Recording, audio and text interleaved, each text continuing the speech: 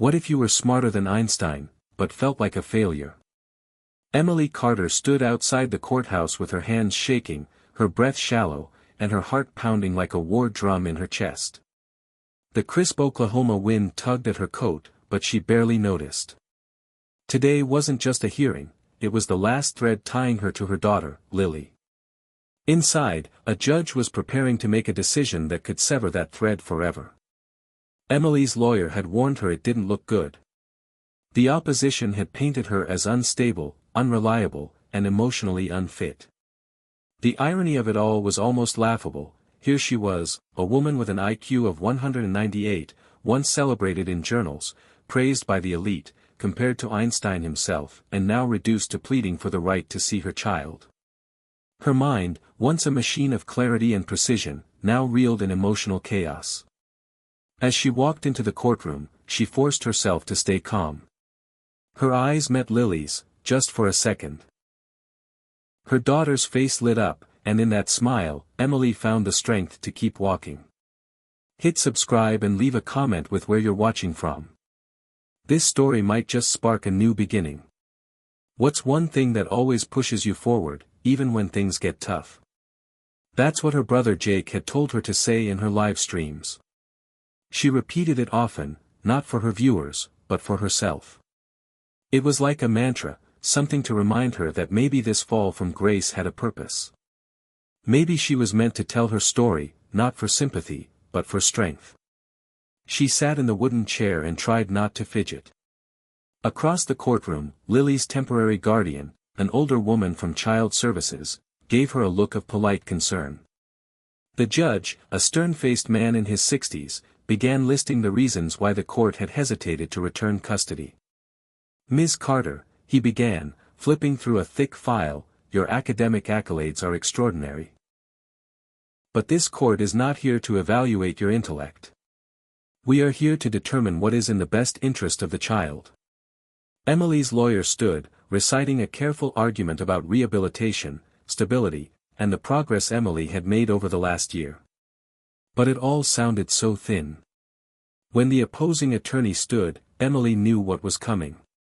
Let the record show that Ms. Carter was dismissed from MIT under a cloud of controversy involving academic fraud, was later involved in a relationship with a faculty member who publicly discredited her work, and has a history of emotional instability that includes documented anxiety and depressive episodes.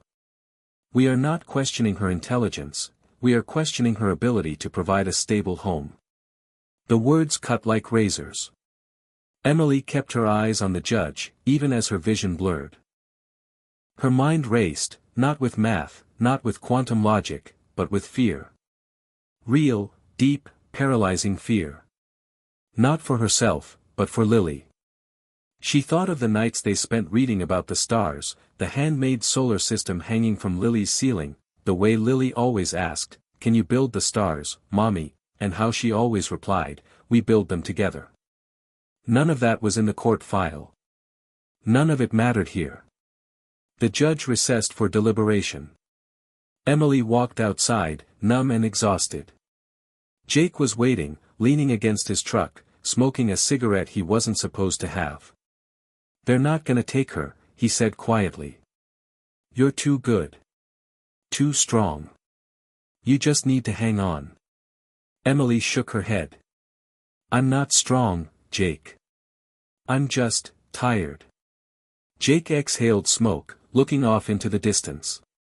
"Remember what Mom used to say?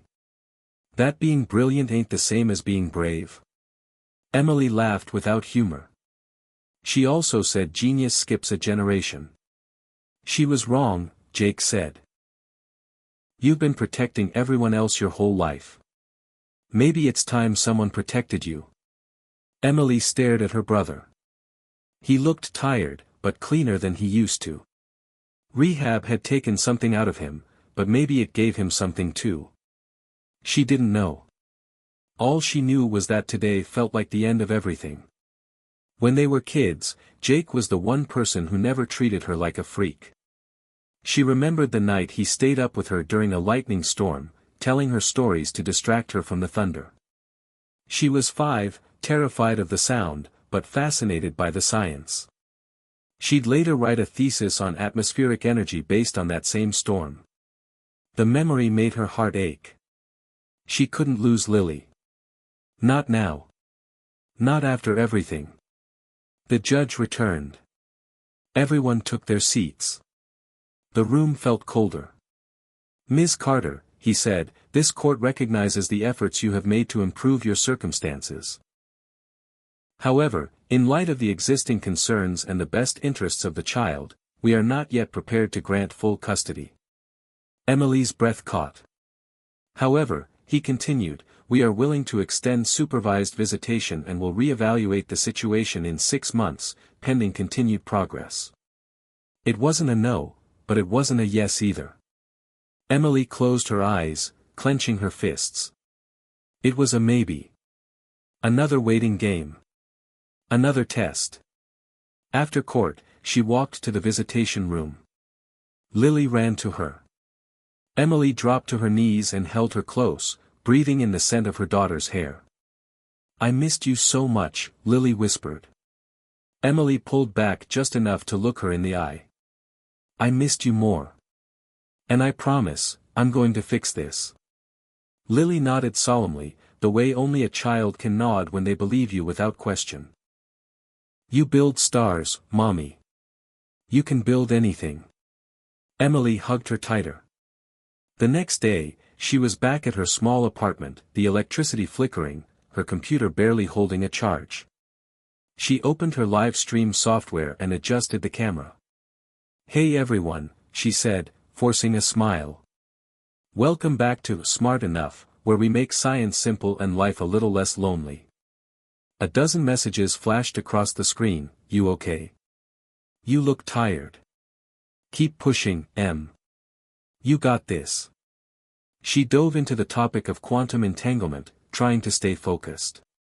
But her mind kept drifting to Lily. To Jake. To everything she'd lost, and everything she was still fighting for. When the stream ended, she closed the laptop and sat in silence. Her phone buzzed. A new message from an unknown contact. One line. "You're wasting your mind here. Meet me in Palo Alto. 9 a.m. Tuesday. Bring everything." Emily stared at the message, her heart skipping a beat. Could it be? Was someone finally seeing her again, not just as a cautionary tale, but as a mind that mattered? She didn't know. But she would go. Because if there was one thing she still had, despite the pain, despite the failures, it was the fire. And she wasn't ready to let it die. Emily Carter had always known she was different. Not in the way most children thought they were different, imagining themselves as superheroes or princesses or secret agents. No, her difference came with numbers, patterns, things most people found boring or incomprehensible. By the time she was 4, she had solved puzzles that stumped her teachers. By 5, she was doing calculus. By 6, she was writing out physics equations on the kitchen wall because paper felt too small. Her mother had called her precocious when she was in a good mood, trouble when she wasn't. Her father, a mechanic who didn't graduate high school, mostly ignored her unless she broke something or embarrassed him in front of friends. The only person who ever really saw her was her little brother, Jake. He was 2 years younger, loud, messy, impulsive, but fiercely loyal. While other kids called Emily names and teachers scolded her for correcting them, Jake stayed close, defending her on the playground and at home. He didn't understand her equations, but he understood her feelings. That was more than anyone else ever did. Their house had been small, run down, with cracks in the ceiling and a front door that stuck during winter. Emily used to lie awake at night, listening to her parents fight in the next room, while Jake curled up next to her on the mattress they shared. She would count prime numbers in her head until the shouting stopped. Numbers made sense. Emotions didn't. School was never a challenge for Emily, but it was never easy either. Teachers didn't know what to do with her. Some praised her, others resented her. Once, in 2nd grade, a substitute teacher accused her of cheating because she finished a math test in 4 minutes. Emily didn't cry when they called her mother, didn't flinch when the other kids laughed.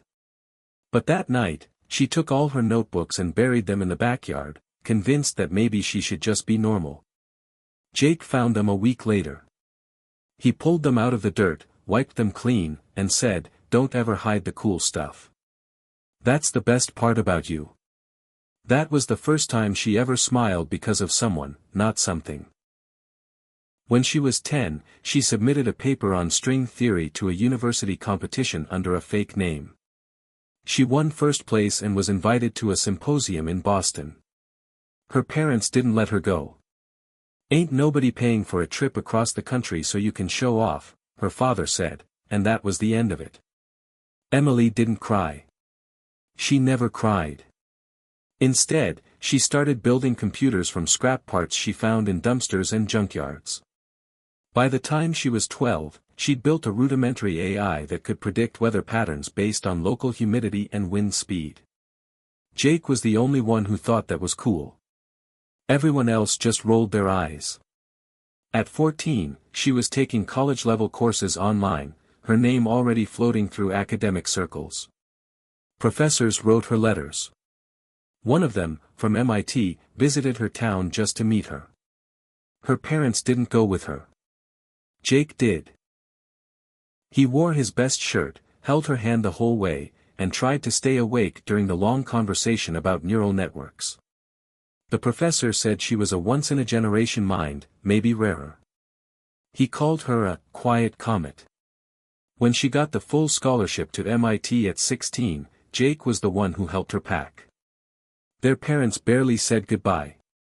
Her father muttered something about wasting her life, her mother just nodded and went back to watching TV. Emily kissed Jake on the forehead before getting into the bus that would take her to Boston. "Don't let them turn you into a robot," Jake said. "Even super smart people need a little dumb fun." At MIT, everything changed and nothing did. She was finally surrounded by people who understood her work, but not her. She was still the odd one out. While others joined clubs and made friends, Emily buried herself in lab projects and late-night coding. She tried to open up to people, but conversations always ended awkwardly. She once overheard a classmate say, "She's like a machine that doesn't know it's lonely." She laughed about it later. But it stuck. During her second year, she met Dr. Nathan Bell. He was charismatic, confident, the youngest tenured professor in the department, and already famous for his work in theoretical AI. He noticed her paper on recursive consciousness algorithms and called it frighteningly brilliant. No one had ever said that about her before. It felt like being seen. Nathan took her under his wing, gave her special access to his lab, invited her to dinners with other faculty. For the first time, she felt like she belonged. He made her feel special. Not just for her mind, but for herself. Or so she thought. By the time she was 19, they were in a relationship. She kept it quiet. He didn't. Whispers spread. Some professors distanced themselves from her. Others looked at her with quiet disappointment. Emily didn't care. She was building something with Nathan, something that could revolutionize how machines understood human emotion. She called it Hiraeth, a system that could interpret not just language, but longing. It was based on her own emotional disconnect. She wanted to give machines what she lacked, the ability to understand the invisible threads between people. One night, after 6 months of sleepless work, they finished the prototype. Nathan kissed her, told her she was unstoppable. The next week, he presented the project at a symposium in Zurich, without her. He put his name on the research. She wasn't even mentioned. When she confronted him, he said, "It's better this way." They wouldn't take it seriously coming from a student. "You'll get your credit later." But later never came. An article in a leading journal credited Nathan with developing a new framework for empathetic AI. Emily's name appeared nowhere. She broke down. For the first time in years, she cried, real, shaking, gasping tears. When she tried to report him, the university dismissed her. There was no evidence. He had the power. She had the stigma. Rumors spread. Some said she'd lied about her research. Others said she'd used him to get ahead. Her academic future vanished overnight. She packed up her things in silence and left campus one rainy afternoon. No farewell party. No diploma. Just an email from the department saying her conduct was under review. She returned home, humiliated and pregnant. Nathan never responded to her messages. Her parents were gone, killed in a car crash a month before she came back. Jake was living in a halfway house, trying to get clean. The house was sold. She moved into a tiny apartment on the edge of town, took a job at a gas station, and tried to forget who she'd been. When Lily was born, everything changed. Not in the way movies describe, no instant transformation, no magical joy. Just a deep, slow-growing tether. For the first time, Emily had someone who didn't care about her past, her failure, her genius. Lily just needed her. And Emily needed Lily. She taught her the stars, the shapes of molecules, the patterns of music. Not because she wanted Lily to be a prodigy, but because it was the only way Emily knew how to love. Quietly, through knowledge. When Jake came back around, clean and apologetic, she let him in. He watched Lily when Emily worked nights. He cooked breakfast and left notes that said things like, "You're not broken. You're just still building." Over time, Emily began posting online under a pseudonym, sharing educational videos that combined science with story. People liked them. Some even said they were the reason they finally understood things that always felt unreachable. For a moment, it felt like her mind had a home again. And then came the letter from CPS. A neighbor had reported her for leaving Lily with Jake unsupervised. Her past mental health history didn't help. The investigation began. Emily spiraled again, but quietly this time. She couldn't afford to break. Not again. Not with Lily at stake. The court date approached like a dark storm. Emily filed every form, showed every receipt, recorded every moment of her day to prove she was fit. But still, the system loomed over her like a giant that didn't care how smart she was. Now, here she was, mother, outcast, genius, failure, standing at a crossroad once again. The world had written her off. But maybe, just maybe, her story wasn't over yet. Emily had never expected life at MIT to feel so much like a silent battlefield. From the moment she stepped onto campus, with her overstuffed duffel bag and second-hand laptop, she knew she was out of place. Not because she wasn't smart enough, no, that was the one thing she never questioned, but because she came from a world no one else here could begin to understand. Her roommates were the sons and daughters of venture capitalists, tenured professors, and foreign diplomats. They had grown up with private tutors, summer internships at tech firms, and dinner parties with Nobel Prize winners. Emily had grown up with canned soup, eviction threats, and a brother who taught her how to dodge punches from their dad when he'd had too much to drink. Even at orientation, surrounded by other so-called prodigies, she could feel it, the difference. They spoke with a confidence she didn't understand, casually referencing books she had only read in online forums and papers she had saved in PDFs on a flash drive because she couldn't afford to print them. When asked where she was from, she would just say, Oklahoma, and let the conversation move on. That first semester was a shock. Not because the work was too hard, but because the people were too cold. Everyone wanted to be the smartest person in the room, and for once, Emily didn't want that. She just wanted to be seen, not dissected. Her professors were impressed, sure, but not curious. She turned in assignments days early.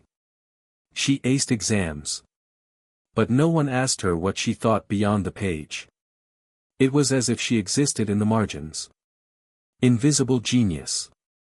She worked 3 part-time jobs, tutoring undergrads, running software simulations for the computer science department, and cleaning dorm hallways on the weekends. She didn't complain.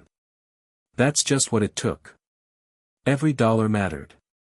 She was proud, in a quiet way, that she hadn't asked Jake for anything. He was busy fighting his own demons, staying clean, staying afloat. Their phone calls were short but honest. She missed him more than she admitted. When she first met Nathan Bell, it was in a lecture about artificial cognition and emergent consciousness. He walked in late, wearing a rumpled blazer, no tie, with a smile like he already knew the punchline to a joke you didn't even understand yet. He talked about the future as if it were already here. About machines that could not only think but feel, about the moral implications of synthetic empathy. Emily was hooked. After class, she stayed behind to ask him about recursive decision matrices. He looked surprised. Then impressed. Then intrigued. "What's your name?" he asked. "Emily Carter," she replied. "Huh," he said. "Why haven't I heard of you yet?" She shrugged. "I don't talk much." He laughed. "Maybe you should start." That was the beginning. He invited her to sit in on his grad-level seminars, even though she was still an undergrad. He gave her reading lists that doubled as intellectual marathons. He took her seriously, which no one else had ever done. Slowly, she began spending more time in his lab. At first, she was just watching. Then assisting. Then proposing her own experiments. He encouraged her to think bigger, wilder. "You're not a technician," he told her once. "You're an architect. Design the future." She didn't just admire him, she believed in him. He was brilliant, but also human. He told stories about his failures. He made mistakes in front of his students. That vulnerability made him magnetic. One evening, during a late-night debugging session, they were the only ones left in the lab. She was talking about emotional transference in neural networks when he suddenly kissed her. It was electric. Unexpected. But not unwelcome. She didn't stop him. She didn't want to. For once, someone had seen her not just as a mind, but as a person. Their relationship was complicated from the start. She knew the risks. So did he. But they both pretended it didn't matter. For a while, it didn't. They worked on Hiraeth together, an ambitious program that attempted to teach machines not just to simulate empathy but to recognize it intuitively. It was based on a concept Emily had been refining since childhood, that emotions had patterns, just like numbers did. You just had to learn the right formula. Hiraeth was a masterpiece, and it was hers. Nathan helped refine the algorithms and connect her to deeper resources, but the soul of the project was born from her loneliness, her hunger to understand what she had always been denied. She coded for 20 hours at a time, slept on the lab couch, forgot to eat, lost weight. But she didn't care. For the first time, she was building something that felt real, not just intellectually, but emotionally. Nathan praised her constantly. He called her a revolution hiding in plain sight. He told her she was going to change the world. He said he loved her. She believed him. Until Zurich. He told her it was just a presentation.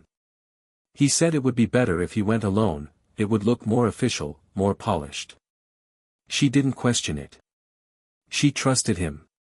She stayed behind, finishing the last modules of Hiraeth and thinking about how proud he'd be when he returned. The presentation was live-streamed. She watched from her dorm, heart pounding. The room was packed with experts. Nathan stood on stage and began speaking about the future of emotional AI. He smiled.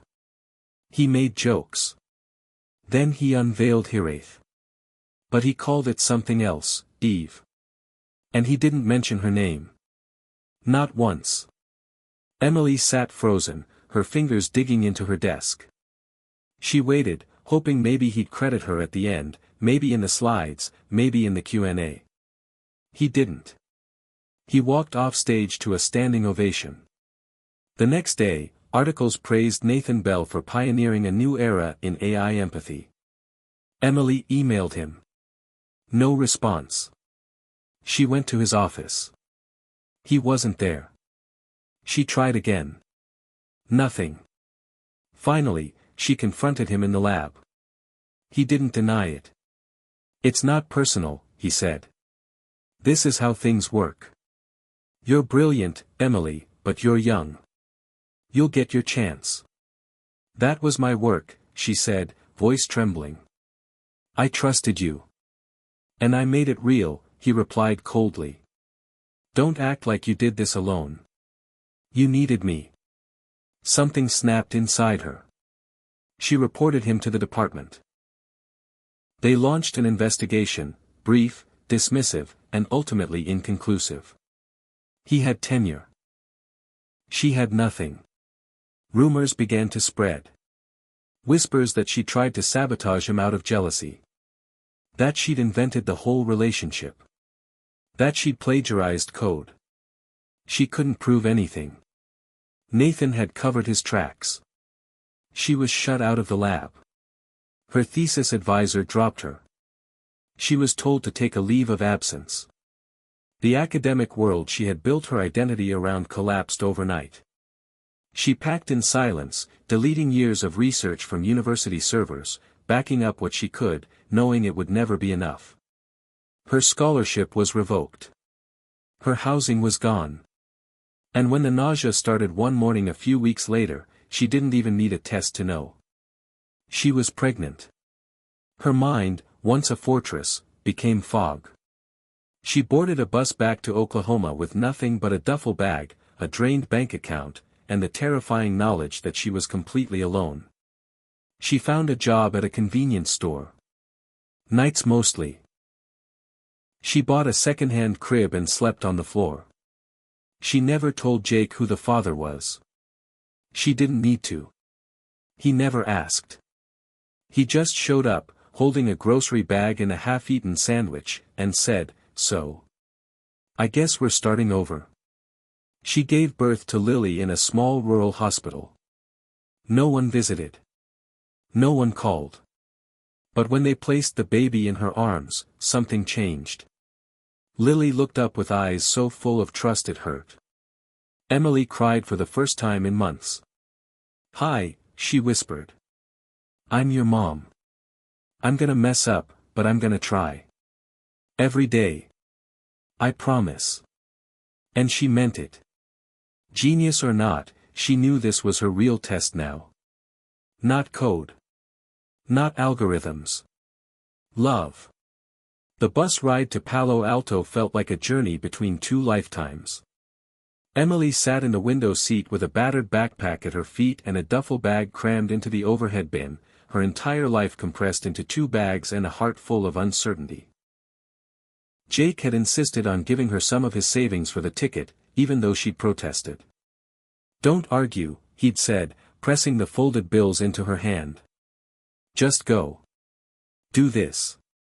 Something good's coming, Em. I feel it." She wanted to believe that. She had to.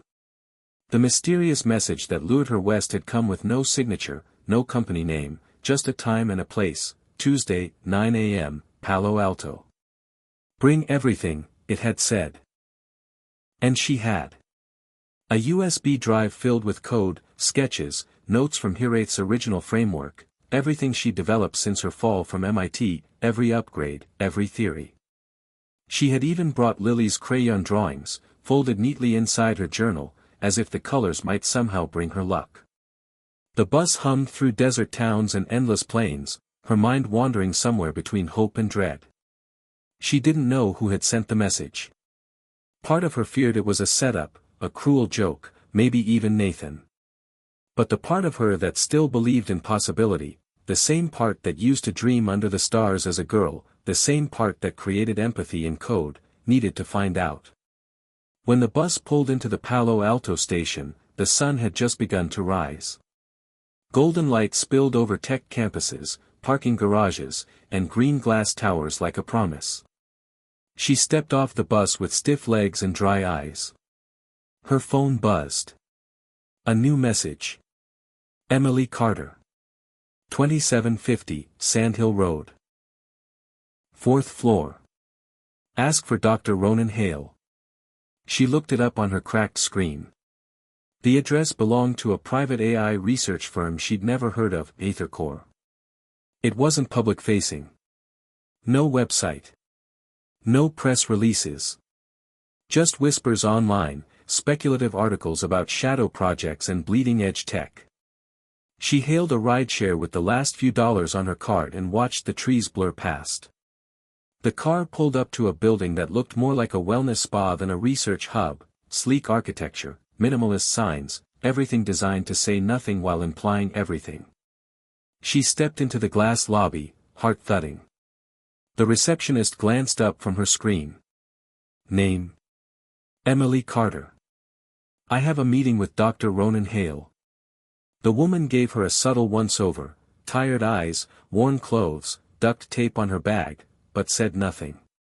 She tapped a few keys, then handed Emily a guest badge. 4th floor. Elevator to your left. The elevator ride felt like an eternity. At each passing floor, she imagined the doors opening to someone telling her there'd been a mistake. That she didn't belong here. That it was all a misunderstanding. But when the doors slid open on 4, she stepped into a hallway lined with frosted glass doors and abstract art. A man stood waiting at the end, tall, with gray at his temples and a posture that suggested both military precision and quiet exhaustion. Emily, he said. I'm Dr. Hale. Thank you for coming. You didn't give me much of a choice, she replied cautiously. Cryptic messages don't usually scream trustworthy. He smiled, just a flicker.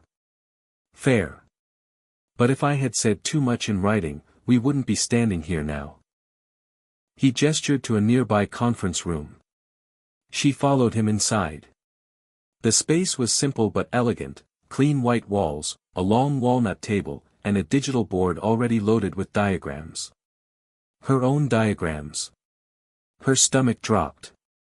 Where did you get that? We've been monitoring independent AI development for the past 3 years, he said calmly. You've been on our radar since the Smart Enough channel went live. But the work you did before that, your early frameworks, Hiraeth, that's what caught our attention. We believe you were onto something years ago.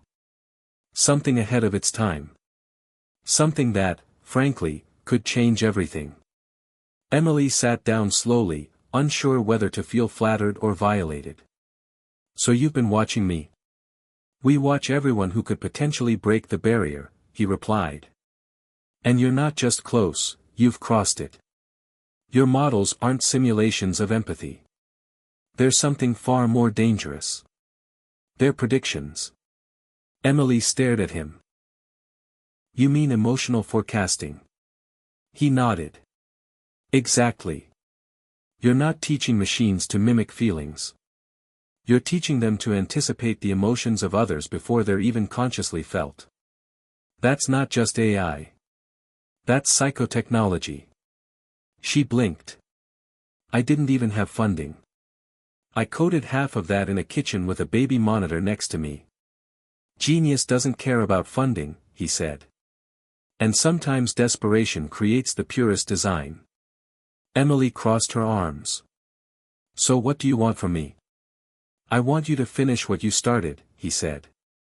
We have the infrastructure. You'll have full access to our labs, our teams, and the freedom to lead your own research. You name the project. You set the timeline. And in return, she asked. You share the results. With us.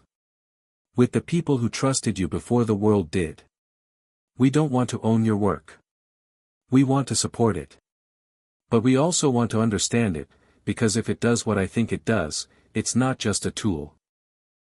It's a weapon. I didn't build it to hurt anyone. And yet the wrong hands always find a way, he said. That's why I brought you here. You're the only one who can protect it.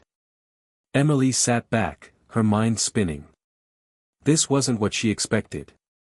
She had come thinking she might get a job, maybe a chance to rebuild her reputation. But this was something else entirely. Not just validation, power. Creative freedom. And a chance to make a real impact. She thought of Lily. Of the world her daughter would grow up in. What kind of future would Hiraeth shape? Could it teach machines to soothe conflict? To recognize trauma? To help people before they fell apart? Or would it be twisted into something that sold emotions like data, that predicted your fears before you felt them just to manipulate you? She didn't know.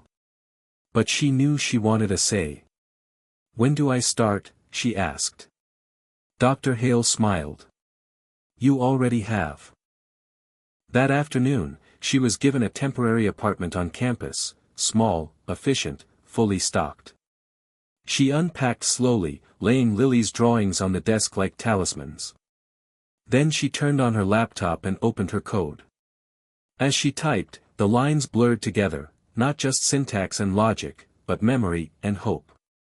Every function carried a piece of her journey, a sleepless night in Boston, a conversation with Jake over old cereal, Lily's laughter echoing in a broken apartment.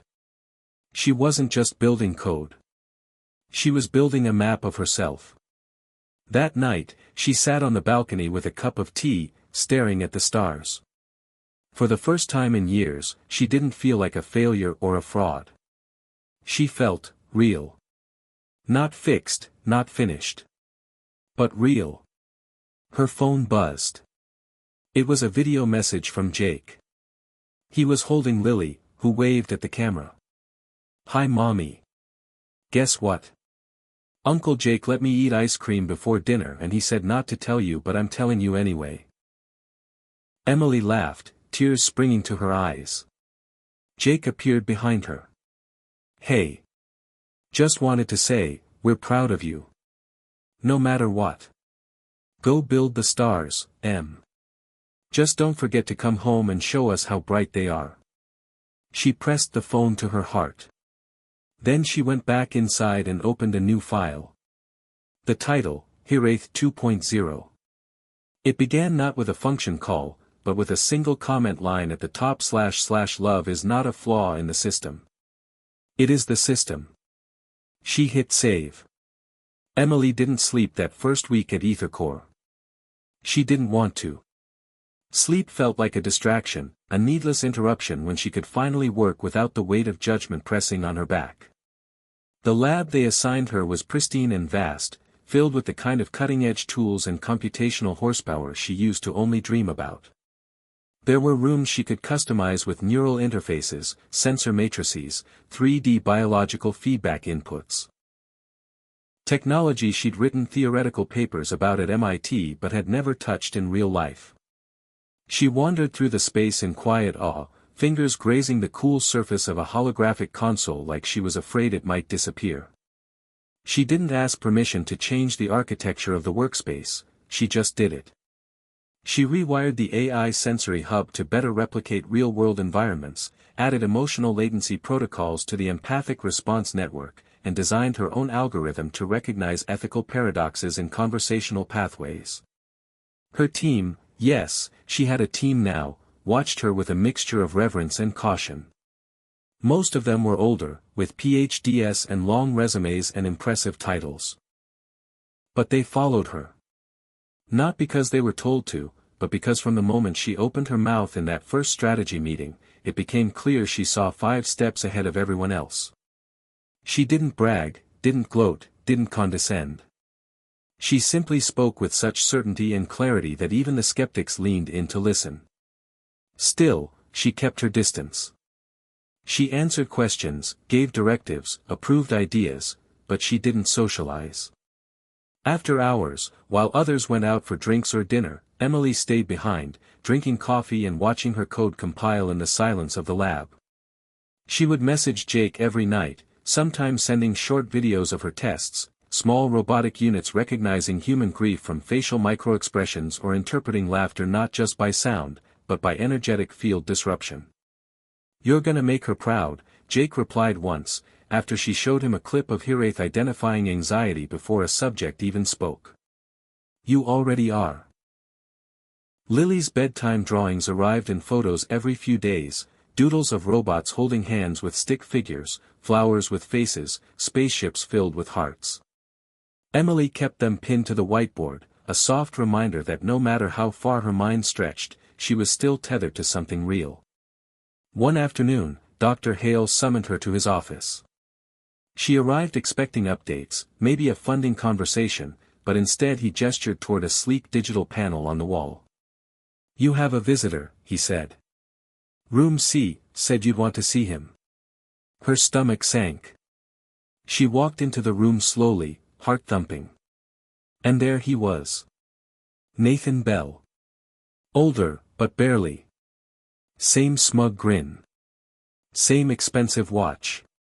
He stood when she entered, as if he deserved civility. "Emily," he said, like nothing had happened. "I heard you've been busy." She didn't answer. She walked past him, sat down, folded her arms. "What do you want?" "I came to talk," he said, easing into the seat across from her. "About opportunity." "No," she said immediately. "This isn't that." "I made mistakes," he began, but she cut him off. "You stole my work. You stole my future. You left me with nothing while you stood on stages and called yourself a visionary." He blinked, clearly not used to confrontation without an audience. "I never meant to hurt you." "You didn't hurt me," she said. "You underestimated me." "That's worse." He exhaled slowly, trying to reset the dynamic. "Look, I'm working with a new firm now, global reach, billions in backing. When they saw what you've done with Hiraeth, well, let's just say we're willing to make a generous offer. You bring your tech. We bring the scale. Together, we could." She stood up. "You're wasting your time. Hiraeth isn't for sale. Not to you. Not to anyone who sees it as a shortcut to power. Be realistic," he said, the condescension leaking through. "You think these people are any better? They'll use your work too. They just smile more when they do it." Emily looked him dead in the eye. "The difference is, I'll be watching. And I'll burn it all down if they step out of line." Silence hung between them. Finally, Nathan stood. "You always were too emotional. That's your weakness." She walked to the door and held it open. "No. That's my edge. That's why I built a machine that feels what you never could." He left without another word. Dr. Hale was waiting in the hall. "You handled that well," he said. "He won't stop," she said. "I know," Hale replied. "Which is why we're accelerating your timeline." They moved Hiraeth into closed testing the next day. Real-world simulations. Controlled emotional feedback loops. The goal wasn't just to measure Hiraeth's accuracy, but to prove it could adapt. Emily sat in a dark observation room, watching test subjects interact with the AI through holographic interfaces. A child who had recently lost a parent. A veteran with PTSD. A young woman battling depression. Hiraeth didn't just respond, it anticipated. It adjusted tone, syntax, timing. It asked the right questions. It didn't diagnose, it empathized. Not perfectly. Not flawlessly. But closer than any machine ever had. One subject, a teenage boy with severe anxiety, cried during the session. Not because Hiraeth solved anything, but because it made him feel seen. "It knew I was scared before I even said it," he told the debrief team. "Like it could feel my thoughts in the back of my chest." Emily watched the playback alone that night, tears slipping down her cheeks. She thought of all the nights she lay awake as a child, wishing someone could understand her without her having to explain. She was building that wish now. And it was working. Word began to spread. Quietly, at first. Whispers in the tech world. Invitations from universities. Coded messages from people who once ignored her now asking for collaboration. Dr. Hale filtered them. We'll go public when it's ready, he said.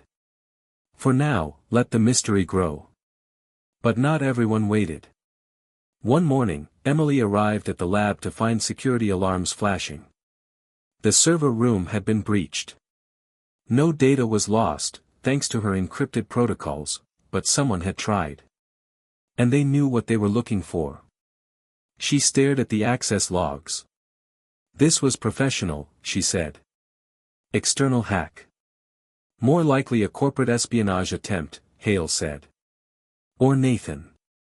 Emily didn't reply. She already knew. They boosted security. Moved Hiraeth to an off-grid server farm. But the message was clear, the race had started.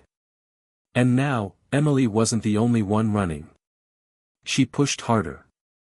Longer hours. Sharper code. Smarter safeguards. But something was shifting. Lily's drawings stopped arriving. Jake's messages grew shorter. She didn't respond right away. Sometimes forgot. Work swallowed everything. She told herself it was temporary. That they would understand. That changing the world came with a price. Until the night Jake called her, voice cracked and angry. You said you'd never let them turn you into a robot. Jake, she asks for you every day. She holds your picture like it's a lifeline. And you're chasing ghosts. Again. Emily froze. I'm doing this for her. No, he said. You're doing it for you. And if you're not careful, you're gonna lose the one person who never needed you to be brilliant. Just present. The line went dead. She sat alone, staring at her reflection in the dark lab screen. Pale. Hollow-eyed. Distant. She had built an AI that could feel, but forgotten how to do it herself. She powered down the console. Walked outside. Looked up at the stars. Somewhere in that vast night sky was a little girl who believed in her. Who didn't care about algorithms or patents. Who just wanted her mom to come home. Emily breathed deeply. For the first time in weeks, she didn't feel like a scientist. She felt like a mother. And she knew what she had to do next. Emily took the red-eye flight out of San Jose without telling anyone at EtherCore. She didn't file a leave request, didn't give Hale a heads up, didn't even back up her latest code. She just left. She sat by the plane window in silence, hoodie pulled over her eyes, laptop untouched in her backpack. She wasn't sure if she was running away or running towards something, but for the first time since arriving in Palo Alto, she wasn't thinking in code or datasets or test results. She was thinking about Lily. Her voice, her drawings, the way she used to giggle when Emily kissed her toes during diaper changes. And she was thinking about Jake, the brother who had given up everything to keep them both standing. The airport in Tulsa was quiet, half asleep in the early morning hours, and she stood outside with her bags waiting for the rideshare, her breath fogging in the cold. The driver dropped her off in front of the old brick duplex where she had lived after Lily was born. It looked the same, faded shutters, weeds growing through the concrete walkway, a crooked mailbox with Jake's name still scribbled in Sharpie. She knocked, unsure if it was too early, unsure if she was ready to see what time had done to them. Jake answered in sweatpants and a sleeveless hoodie, bleary-eyed but sober. They stared at each other for a long second before he pulled her into a hug so tight she felt her ribs creak. Took you long enough, he said. Emily clung to him, her face buried in his shoulder. I missed you. Yeah, well, he said, patting her back gruffly. You've got a weird way of showing it. He stepped back and called over his shoulder. Hey, Lily Bug. Guess who finally came back from outer space? Tiny footsteps came pounding across the floor. A moment later, Lily burst into the hallway, wearing pajama pants with planets on them and a t-shirt that said, Future Astronaut. Her hair was messy, and her eyes wide. Mommy, she said, her voice uncertain. Emily dropped to her knees, arms wide. Hi, baby. Lily ran into her like a missile, wrapping her arms around Emily's neck so hard it made her eyes sting. "I thought maybe you forgot." Emily swallowed the lump in her throat. "Never. Not even for a second." That day, Emily didn't think about work. She didn't open her laptop. She made pancakes, sat on the floor building Lego towers, and told Lily silly stories about robots who turned into puppies and spaceships powered by giggles. She watched cartoons with her daughter snuggled into her side and let herself feel the raw, beautiful weight of motherhood, the guilt, the joy, the exhaustion, the wonder. That night, after Lily was asleep, she sat with Jake on the front steps, 2 mugs of lukewarm coffee between them. "So," Jake said after a long silence, "you gonna tell me why you look like a genius who's been chewed up and spit out by the singularity?" Emily smirked. "Because I've been working non-stop for months trying to make the world safer, smarter, more human, and in the process, I forgot how to be one."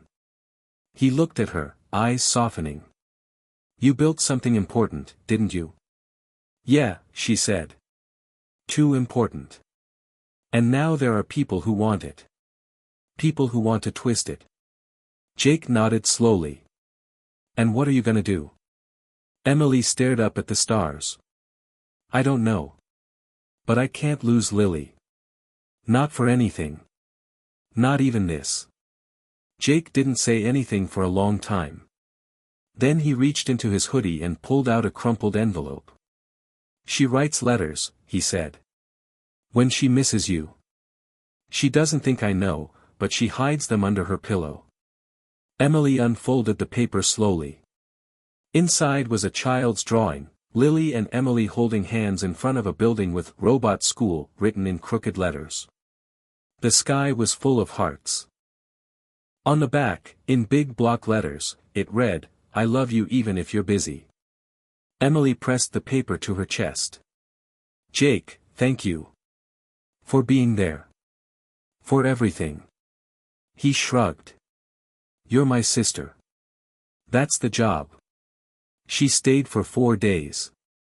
Long enough to take Lily to the park, fix the leaky faucet in the kitchen, cook Jake's favorite chili, and sit under a blanket reading picture books. Long enough to feel like a person again. But not so long that her absence would put the project at risk. On the flight back to California, she made a decision. She was done building in the shadows. Done letting people like Nathan manipulate the narrative. Hiraeth wasn't just technology, it was testimony.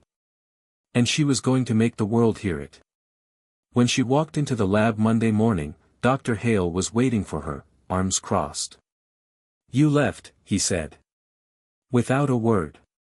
"I needed to," she replied. "I'm back now. And I'm ready." "For what?" he asked. "To finish.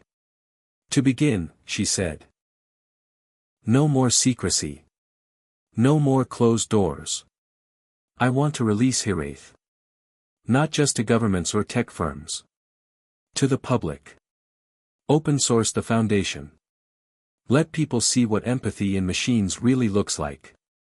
Hale blinked. "That's not how this works, Emily." "It is now," she said. "Or I walk. With the code." There was a long silence. Then Hale nodded. "You'll need a platform." "Already building one," she said. "And I'm going to do it my way." She reached out to old contacts, people from her YouTube channel, ethical AI researchers who'd been marginalized for not towing the corporate line. She gathered a coalition, scientists, teachers, engineers, therapists. People who believed in transparency and human-first design. She launched a live-stream demo, Hiraeth in action with real volunteers, real stories, real emotion. The internet exploded. Tens of millions tuned in.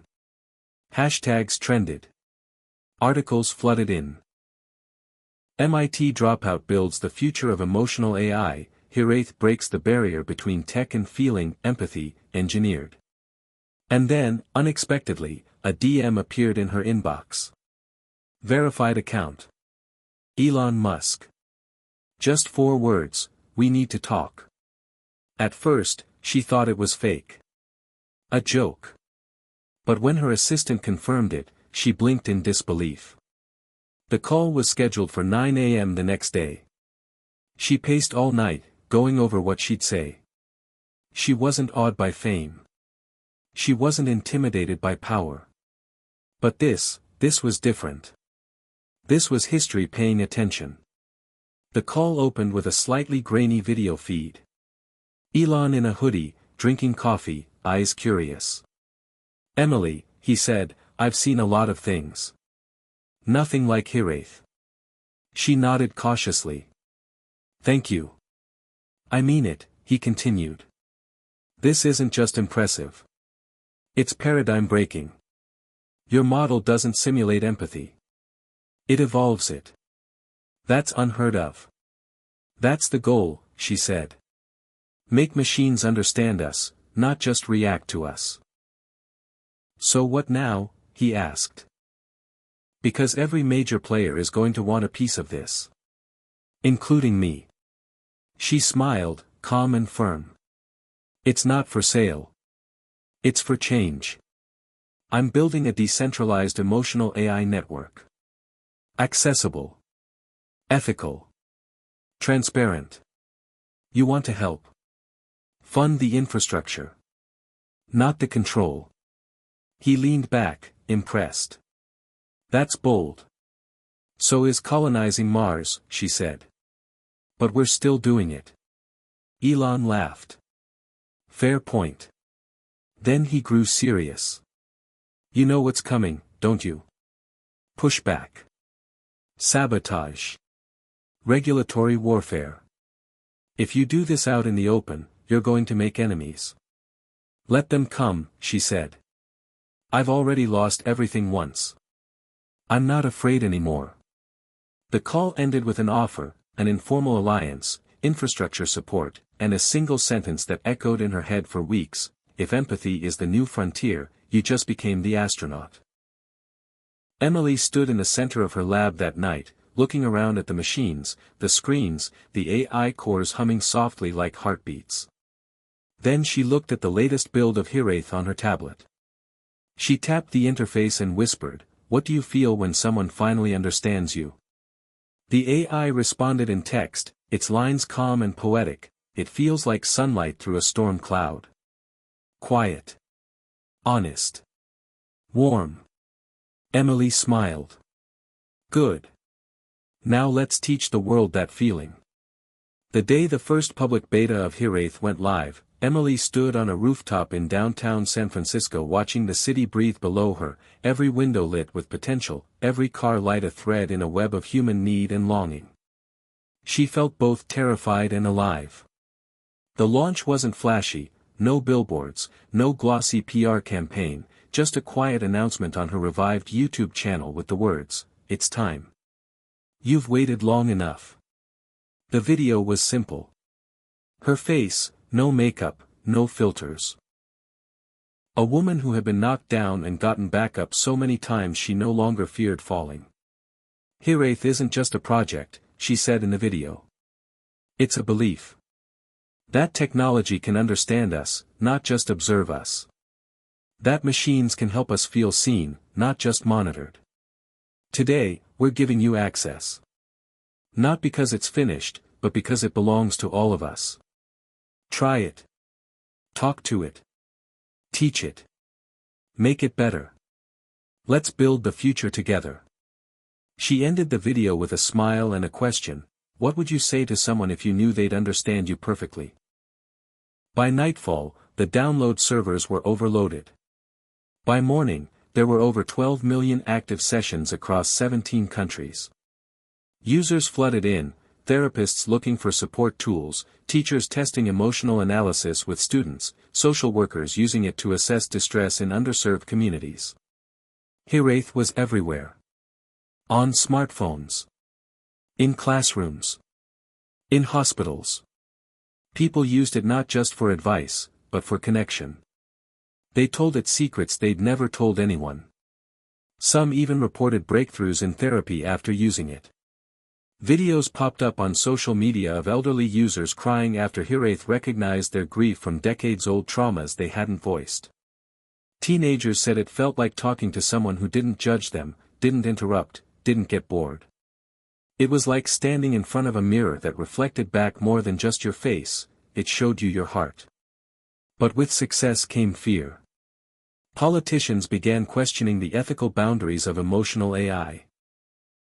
News outlets ran stories like, "Will AI replace your therapist?" and, "Are we teaching machines to manipulate?" Religious groups called it blasphemous. Tech competitors called it irresponsible. Nathan Bell gave an interview on a major podcast, smirking through his words, "Empathy in a machine is a nice idea, but it's dangerous in the wrong hands. Especially when built without oversight. We need to regulate this before it gets out of control." Emily watched it from her phone in her apartment, fury bubbling under her skin.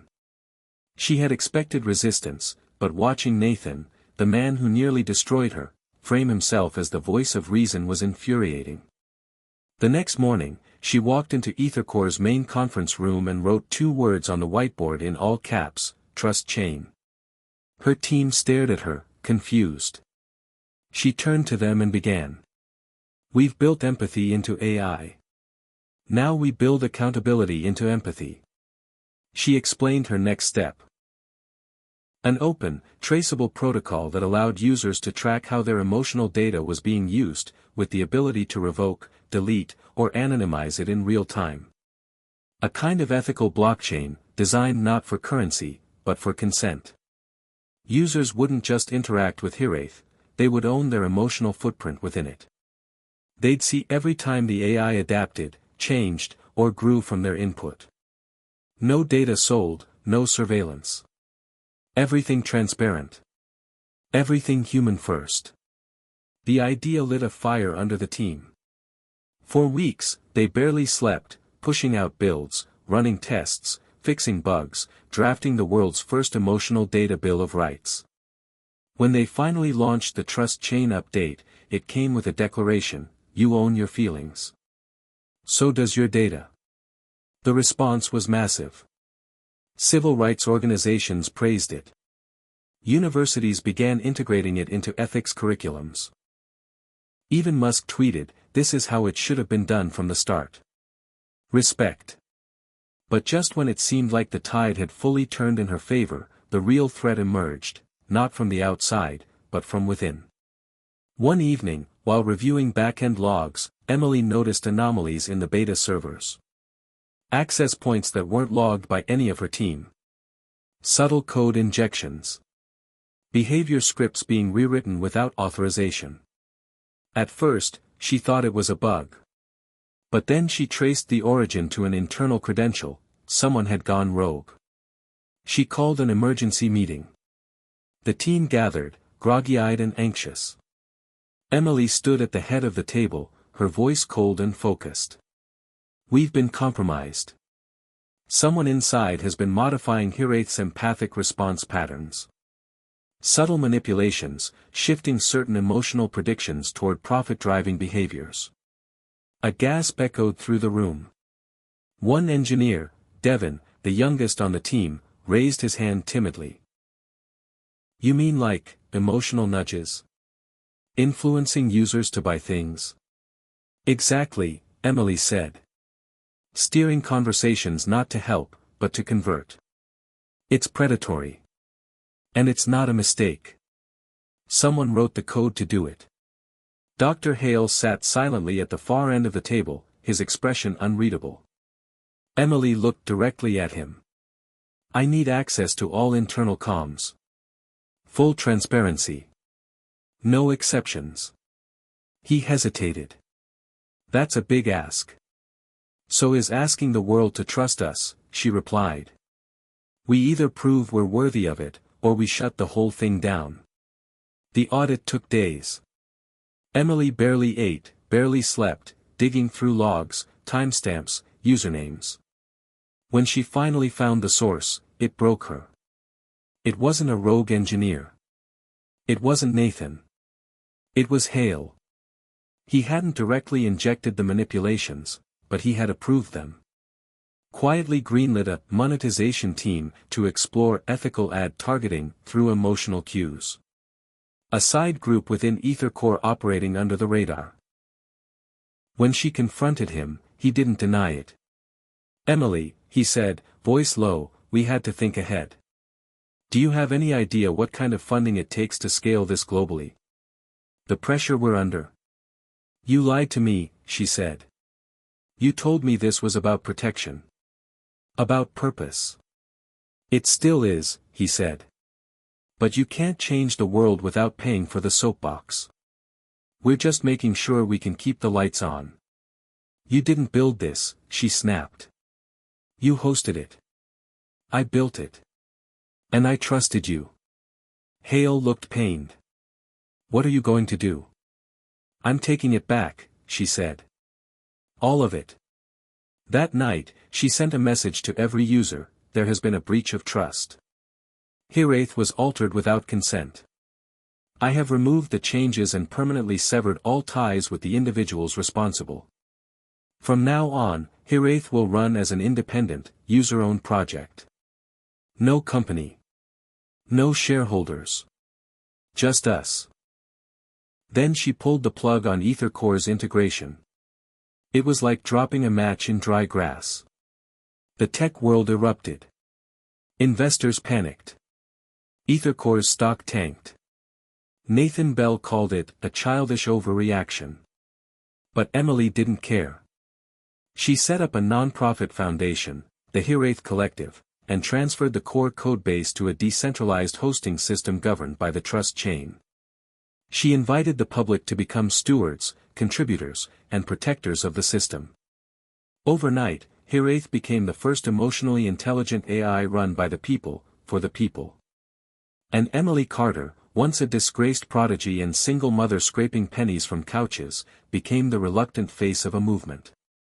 One night, as the city lights shimmered outside her window, Lily climbed into her lap, now older, wiser, her voice quiet.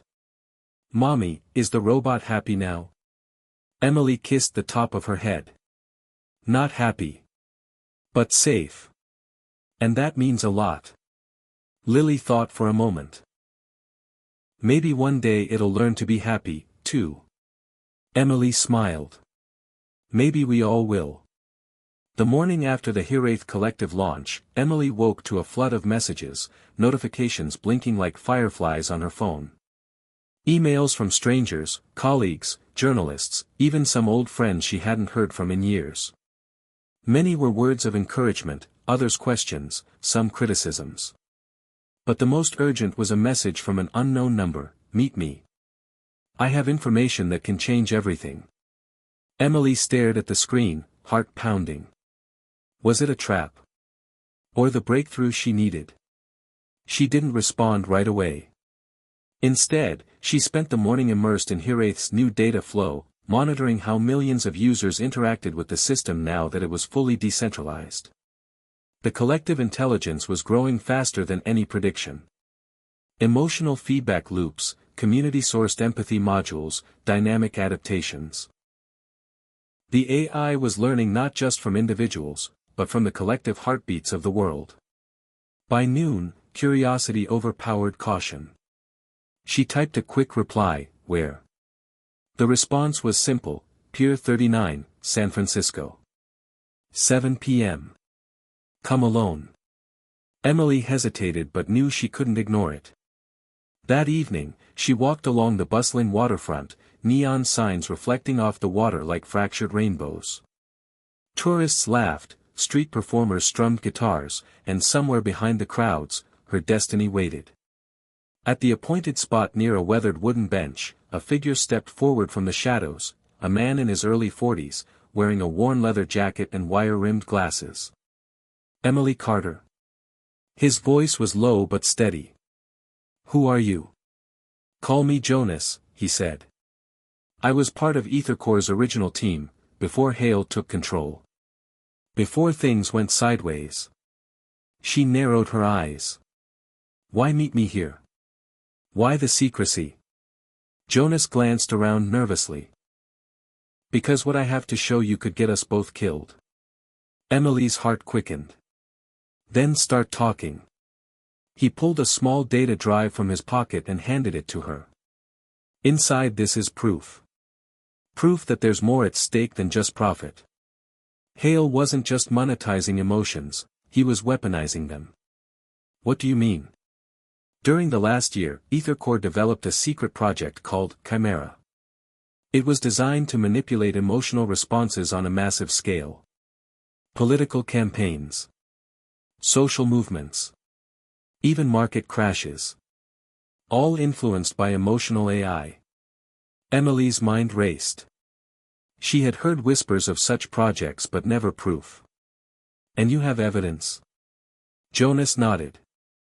Encrypted files, correspondence, logs of code changes, everything. But there's more. Hale wasn't working alone. There's a shadow network of investors and politicians who want to use Hiraeth as a tool for control, not compassion. She felt a cold knot tighten in her stomach. Why come to me? Because you're the only one who can stop it. You built the core of Hiraeth. The AI respects you. It can help you. Emily clutched the drive. And if I say no? Jonas smiled sadly. Then they'll find another way. And the world will never know what real empathy could be. The weight of his words hung heavy as he slipped back into the crowd, disappearing like a ghost. Alone, Emily looked out at the bay, the city lights shimmering like distant stars. This was bigger than she imagined. Bigger than she wanted to face. But she couldn't turn away. Over the next days, Emily and Jonas worked in secret, poring over the data, unraveling the layers of Chimera. It was worse than they feared, a sophisticated algorithm designed to detect and exploit emotional weak points in entire populations. It could amplify fear, suppress dissent, or create artificial enthusiasm, all through subtle emotional nudges delivered via social media, news feeds, even text messages. They discovered links to recent global events that seemed spontaneous but were, in fact, engineered through Chimera's influence. A sudden rise in xenophobia in one country, an unexpected stock market plunge in another, coordinated protests across continents. Emily felt sick. This isn't just technology, she said. It's psychological warfare. Jonas agreed. And it's live. They knew the stakes. Exposing Chimera meant risking everything, their careers, their safety, their lives. But hiding it meant becoming accomplices in a global manipulation scheme. Emily's mind flashed to Lily. To the future she wanted her daughter to have. A world where technology healed rather than harmed. She made a decision. Using Hiraeth's decentralized network, they began to develop a countermeasure, an AI watchdog designed to detect and neutralize emotional manipulation attempts in real time. They called it Aegis. Aegis scanned public communications, flagging suspicious emotional spikes and providing transparent alerts to users. It was a digital immune system for the emotional ecosystem. As they deployed Aegis, Emily's public appearances increased. She spoke at conferences, schools, online forums, anywhere she could amplify the message that emotional AI must be handled with ethical responsibility. Her story spread beyond tech circles. People began sharing their own experiences of emotional manipulation and demanding change. But the shadow network fought back. Anonymous threats. Attempts to hack the Hiraeth collective servers. Media campaigns discrediting Emily as a paranoid whistleblower. Even personal attacks targeting her family. One night, after tucking Lily into bed, Emily found a note slipped under her apartment door: "Stop digging, or you'll lose more than your job." Fear knotted her chest, but she refused to back down. Instead, she doubled down. With Jonas's help, she organized an international summit on ethical AI, inviting voices from diverse fields, psychology, law, technology, human rights, to create a united front against the abuse of emotional technology. The summit was streamed worldwide, reaching millions. Emily's keynote was raw and powerful. Technology reflects who we are, she said. If we let fear and greed guide it, it will tear us apart. But if we lead with empathy and courage, it can unite us. As applause echoed through the virtual halls, she looked into the camera and added, "This is not just about machines. It's about our humanity." Months passed. The fight wore on. But momentum was shifting. Regulators began drafting laws to govern emotional AI. Platforms started integrating Aegis's protections. And Hiraeth's network grew stronger, more transparent, more resilient, more human. One afternoon, as Emily walked through a park with Lily holding her hand, her phone buzzed. A new message from an unfamiliar address. "You've made a difference. Keep going." It was signed simply, E. Emily smiled, heart light. She didn't know who E was, but she didn't have to. The future was no longer just a code to crack or a project to perfect. It was a shared journey, messy, difficult, but full of hope. And for the first time in a long time, Emily felt ready to lead it. Hit subscribe and leave a comment with where you're watching from. This story might just spark a new beginning. What's one thing that always pushes you forward, even when things get tough? After the summit, Emily found herself thrust into a new role, less a coder in a lab, more a leader on a global stage. Invitations poured in from universities, think tanks, and governments. She was no longer just the creator of Hiraeth, she was the face of a movement demanding accountability and compassion in technology. The pressure was immense, but so was her resolve. In between interviews and speeches, Emily continued refining Hiraeth and Aegis, now strengthened by contributions from an international collective of volunteers and experts. Each day brought new challenges, patching vulnerabilities, responding to emerging threats, managing the delicate balance between openness and security. Her personal life, however, was fraying. Lily missed her mother's bedtime stories, the quiet moments they once shared now scarce. Emily's relationship with Mark, her brother and closest confidant, became strained.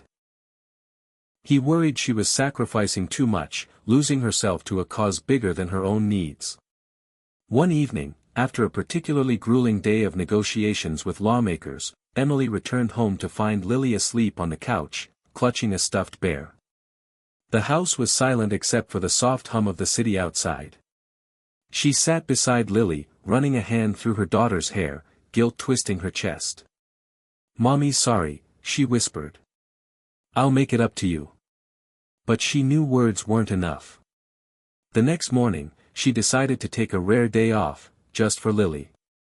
They visited the California Academy of Sciences, wandering through the rainforest exhibit, marveling at the glowing jellyfish, and sharing cotton candy under the giant glass dome. Watching Lily's face light up reminded Emily why she fought so hard, for a future where curiosity and wonder could thrive, unshadowed by fear and manipulation.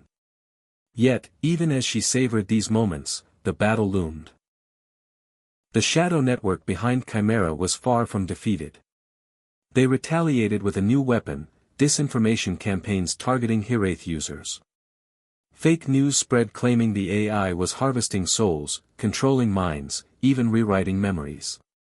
Online forums erupted with conspiracy theories. User trust wavered.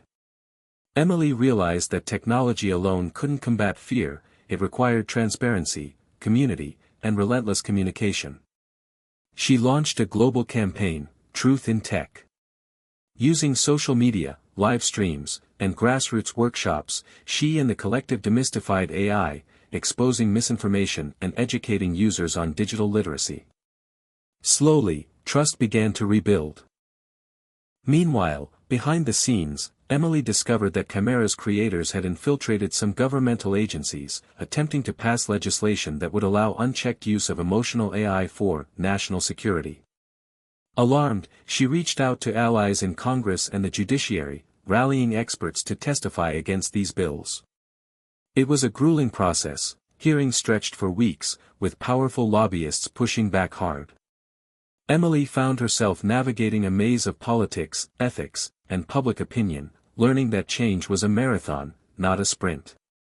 One night, after a tense hearing, she sat alone in her office, the city skyline glowing beyond the windows.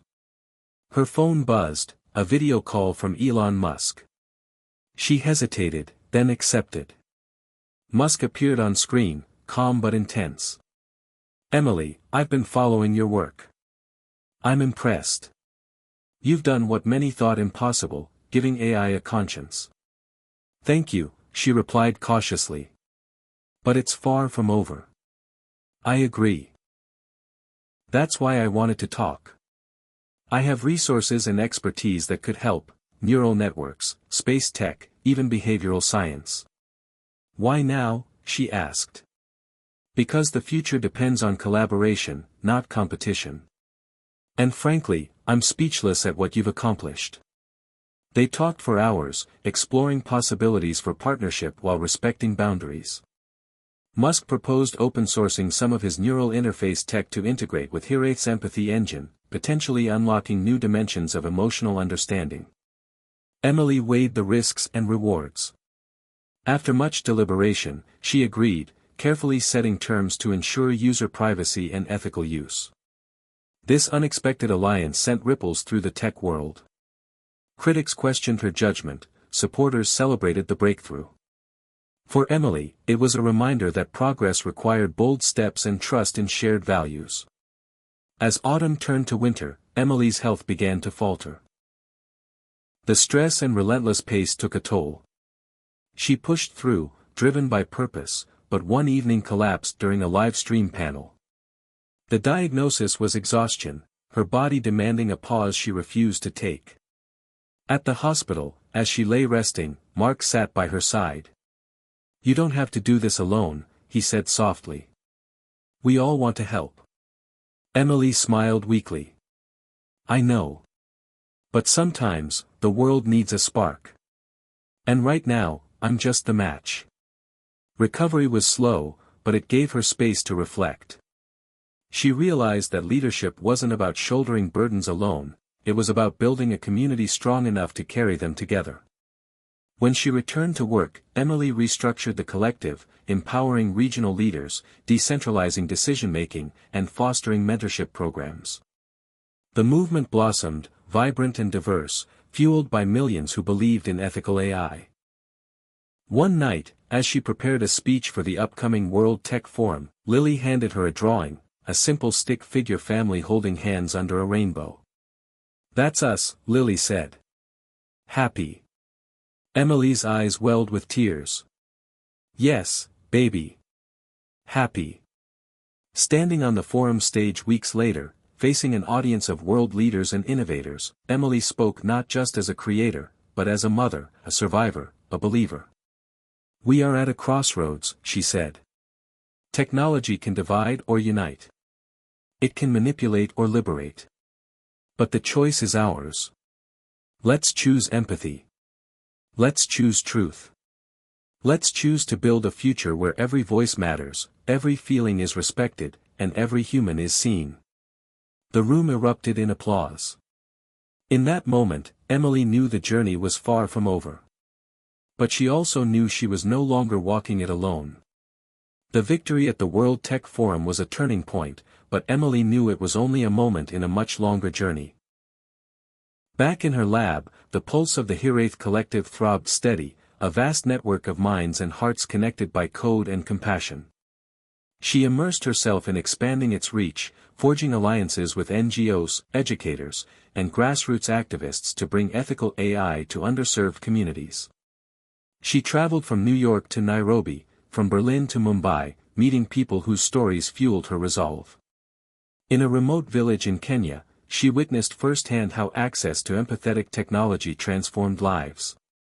Farmers used Hiraeth-powered apps to predict weather patterns, negotiate fair prices, and connect with buyers worldwide. Children learned not only math and science but emotional intelligence through interactive programs. Mothers shared stories of healing from trauma aided by digital counseling guided by Aegis's emotional insight. The contrast with her own childhood, marked by hardship and loneliness, was stark. Emily felt a profound gratitude and responsibility.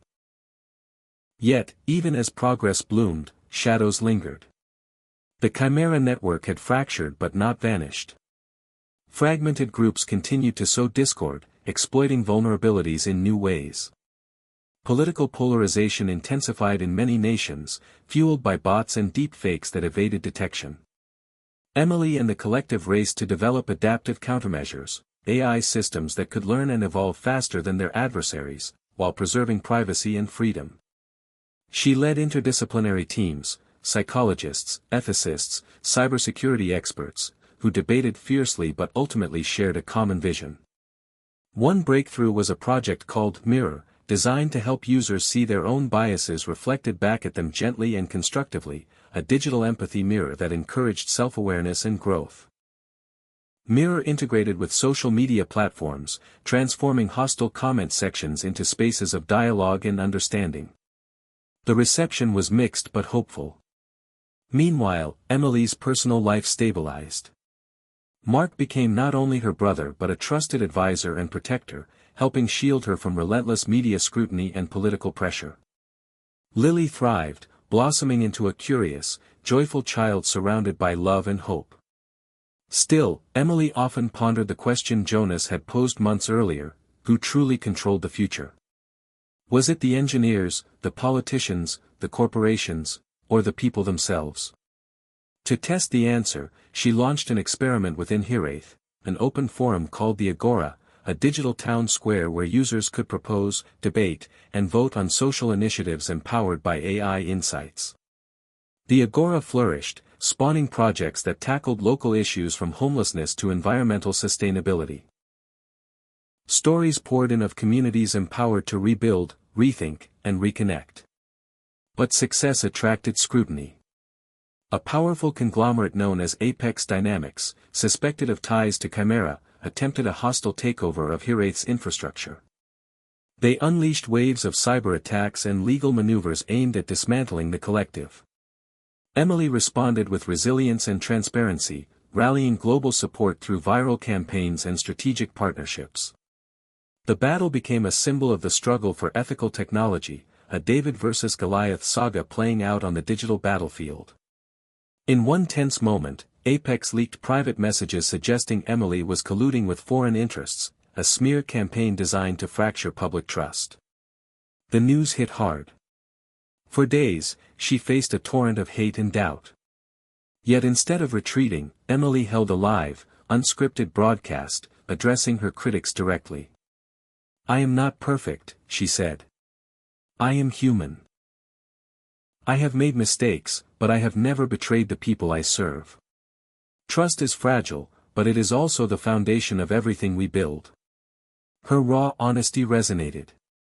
Supporters rallied, donations surged, and Apex Dynamics' campaign faltered under scrutiny. The episode underscored the fragility and strength of public trust in the digital age. Amid the chaos, a quiet breakthrough emerged. The collaboration with Elon Musk's team advanced, yielding a prototype neural interface that allowed users to experience emotional states in unprecedented clarity and depth, bridging gaps between individuals and cultures. Emily named the technology Eunoia, meaning beautiful thinking. Trials began with volunteers worldwide, exploring applications in therapy, education, and conflict resolution. Early results were astounding. Participants reported greater empathy, reduced anxiety, and a newfound connection to others' perspectives. Critics warned of ethical pitfalls, but Emily insisted on strict safeguards and ongoing oversight by diverse councils. As Eunoia expanded, so did Emily's vision. She dreamed of a future where emotional intelligence was as valued as IQ, where technology amplified humanity rather than replaced it. One evening, as she reviewed data from a pilot in a conflict zone, a message appeared on her screen: "You have sparked a revolution in the human heart. Thank you." It was unsigned, but Emily felt the truth in the words. Yet, no story is without its final test. In the depths of winter, news broke of a coordinated attack on global communication networks, an attempt to cripple Hiraeth and silence the collective. The attackers used hybrid AI bot armies combined with psychological warfare tactics learned from Chimera's remnants. Entire regions plunged into digital darkness, rumors flared into violence, and panic rippled through societies. Emily convened an emergency summit with international leaders, cybersecurity experts, and humanitarians.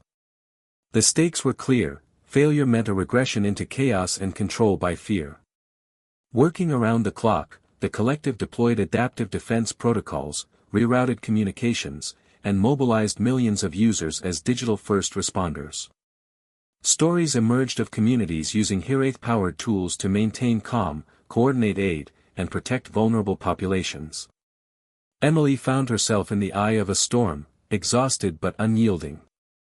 The crisis tested not just technology but the human spirit. As the digital siege wore on, a breakthrough came from an unexpected source: a teenage coder in Brazil who had been inspired by Emily's story to develop a new encryption algorithm that could outpace the attacker's AI. Emily connected with the young prodigy, nurturing the spark of genius and hope. Together, they integrated the algorithm into Hiraeth's core. Slowly, the digital darkness receded. Communication was restored. Trust began to heal. The world had faced the abyss and chosen to rise. In the aftermath, Emily reflected on the journey. From a lonely child in a small town to a leader shaping the future of humanity, she had learned that intelligence was not just measured in IQ or innovation, but in resilience, empathy, and courage. She stood on a rooftop overlooking San Francisco, the city lights flickering like stars fallen to earth. Lily played nearby, her laughter a bright melody against the night. Emily breathed deeply, feeling the weight and wonder of the moment. Somewhere in the distance, a message pinged on her phone, a simple line: "The future is yours. Make it kind." Emily smiled, knowing the story was far from over. But now, she had a choice.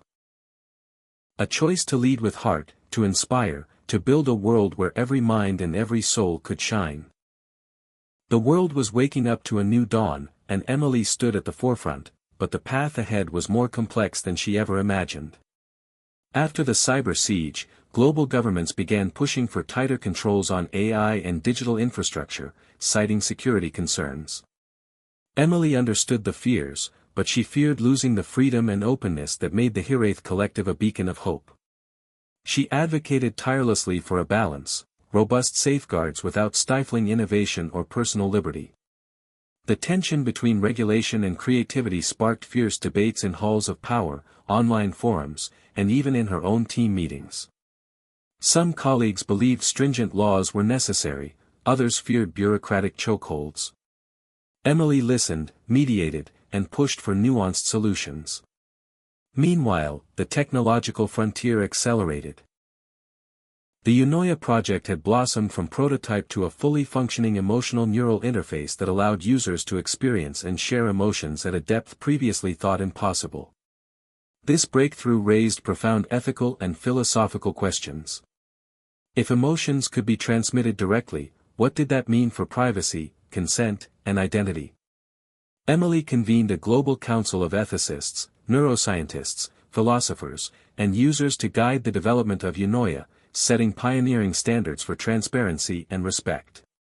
During this time, Emily found herself invited to a clandestine meeting in Washington, D.C., arranged by an unexpected source, a former intelligence officer who claimed to have inside knowledge of international AI sabotage efforts. The meeting was held in a dimly lit basement beneath a historic building. The officer, a woman named Rachel, laid bare a terrifying truth. Beyond the shadow network Emily had confronted, multiple state actors were racing to develop offensive emotional AI weapons, tools designed to destabilize governments, influence elections, and manipulate entire populations. Emily's heart pounded. The stakes had escalated from corporate greed to geopolitical warfare. "You're playing with fire," Rachel warned. "And the world isn't ready." Emily left the meeting determined to expand Hiraeth's mission beyond empathy to include global peacebuilding. She initiated partnerships with NGOs working in conflict zones, providing AI tools to foster dialogue and healing. At the same time, the collective launched Harmony, an AI-powered platform facilitating cross-cultural exchanges, helping people understand each other's fears, hopes, and histories. The response was profound, but so were the challenges.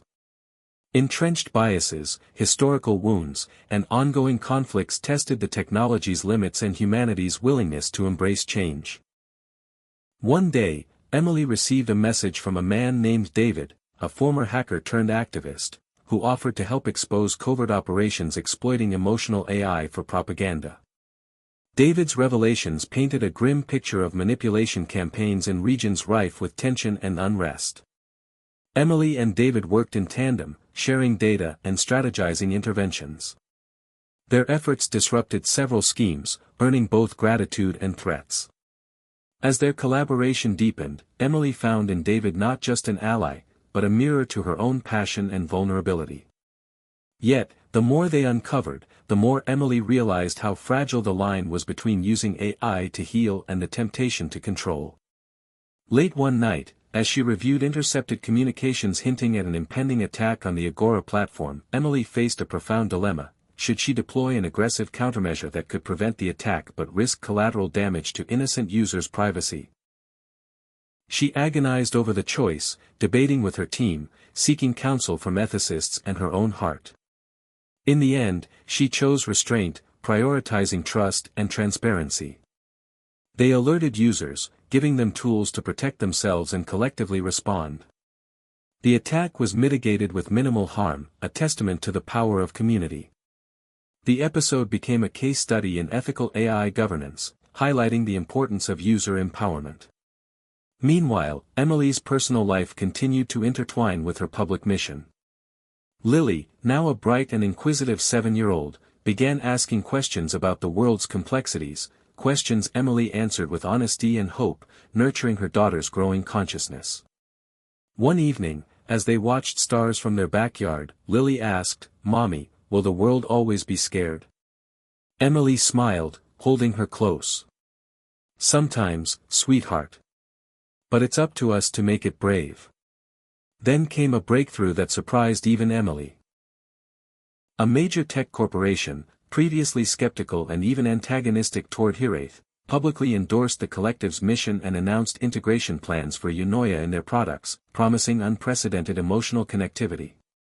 The endorsement stirred mixed reactions. Some hailed it as validation, others feared co-optation.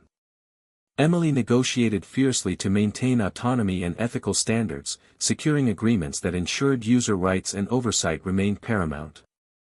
Amid this whirlwind, Emily's relationship with Mark deepened, grounded in shared history and trust.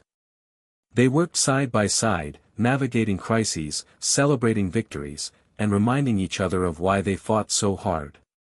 One pivotal day, during a conference in Geneva, Emily was awarded an International Peace Prize for her work bridging technology and humanity. Standing before a crowd of dignitaries and activists, she reflected on the journey, from a lonely, gifted child to a leader of a global movement. "This prize," she said, "belongs to every person who dared to believe that technology could be a force for good. That empathy can be engineered, not just felt. That together, we can build a future where intelligence is measured not just by knowledge, but by kindness."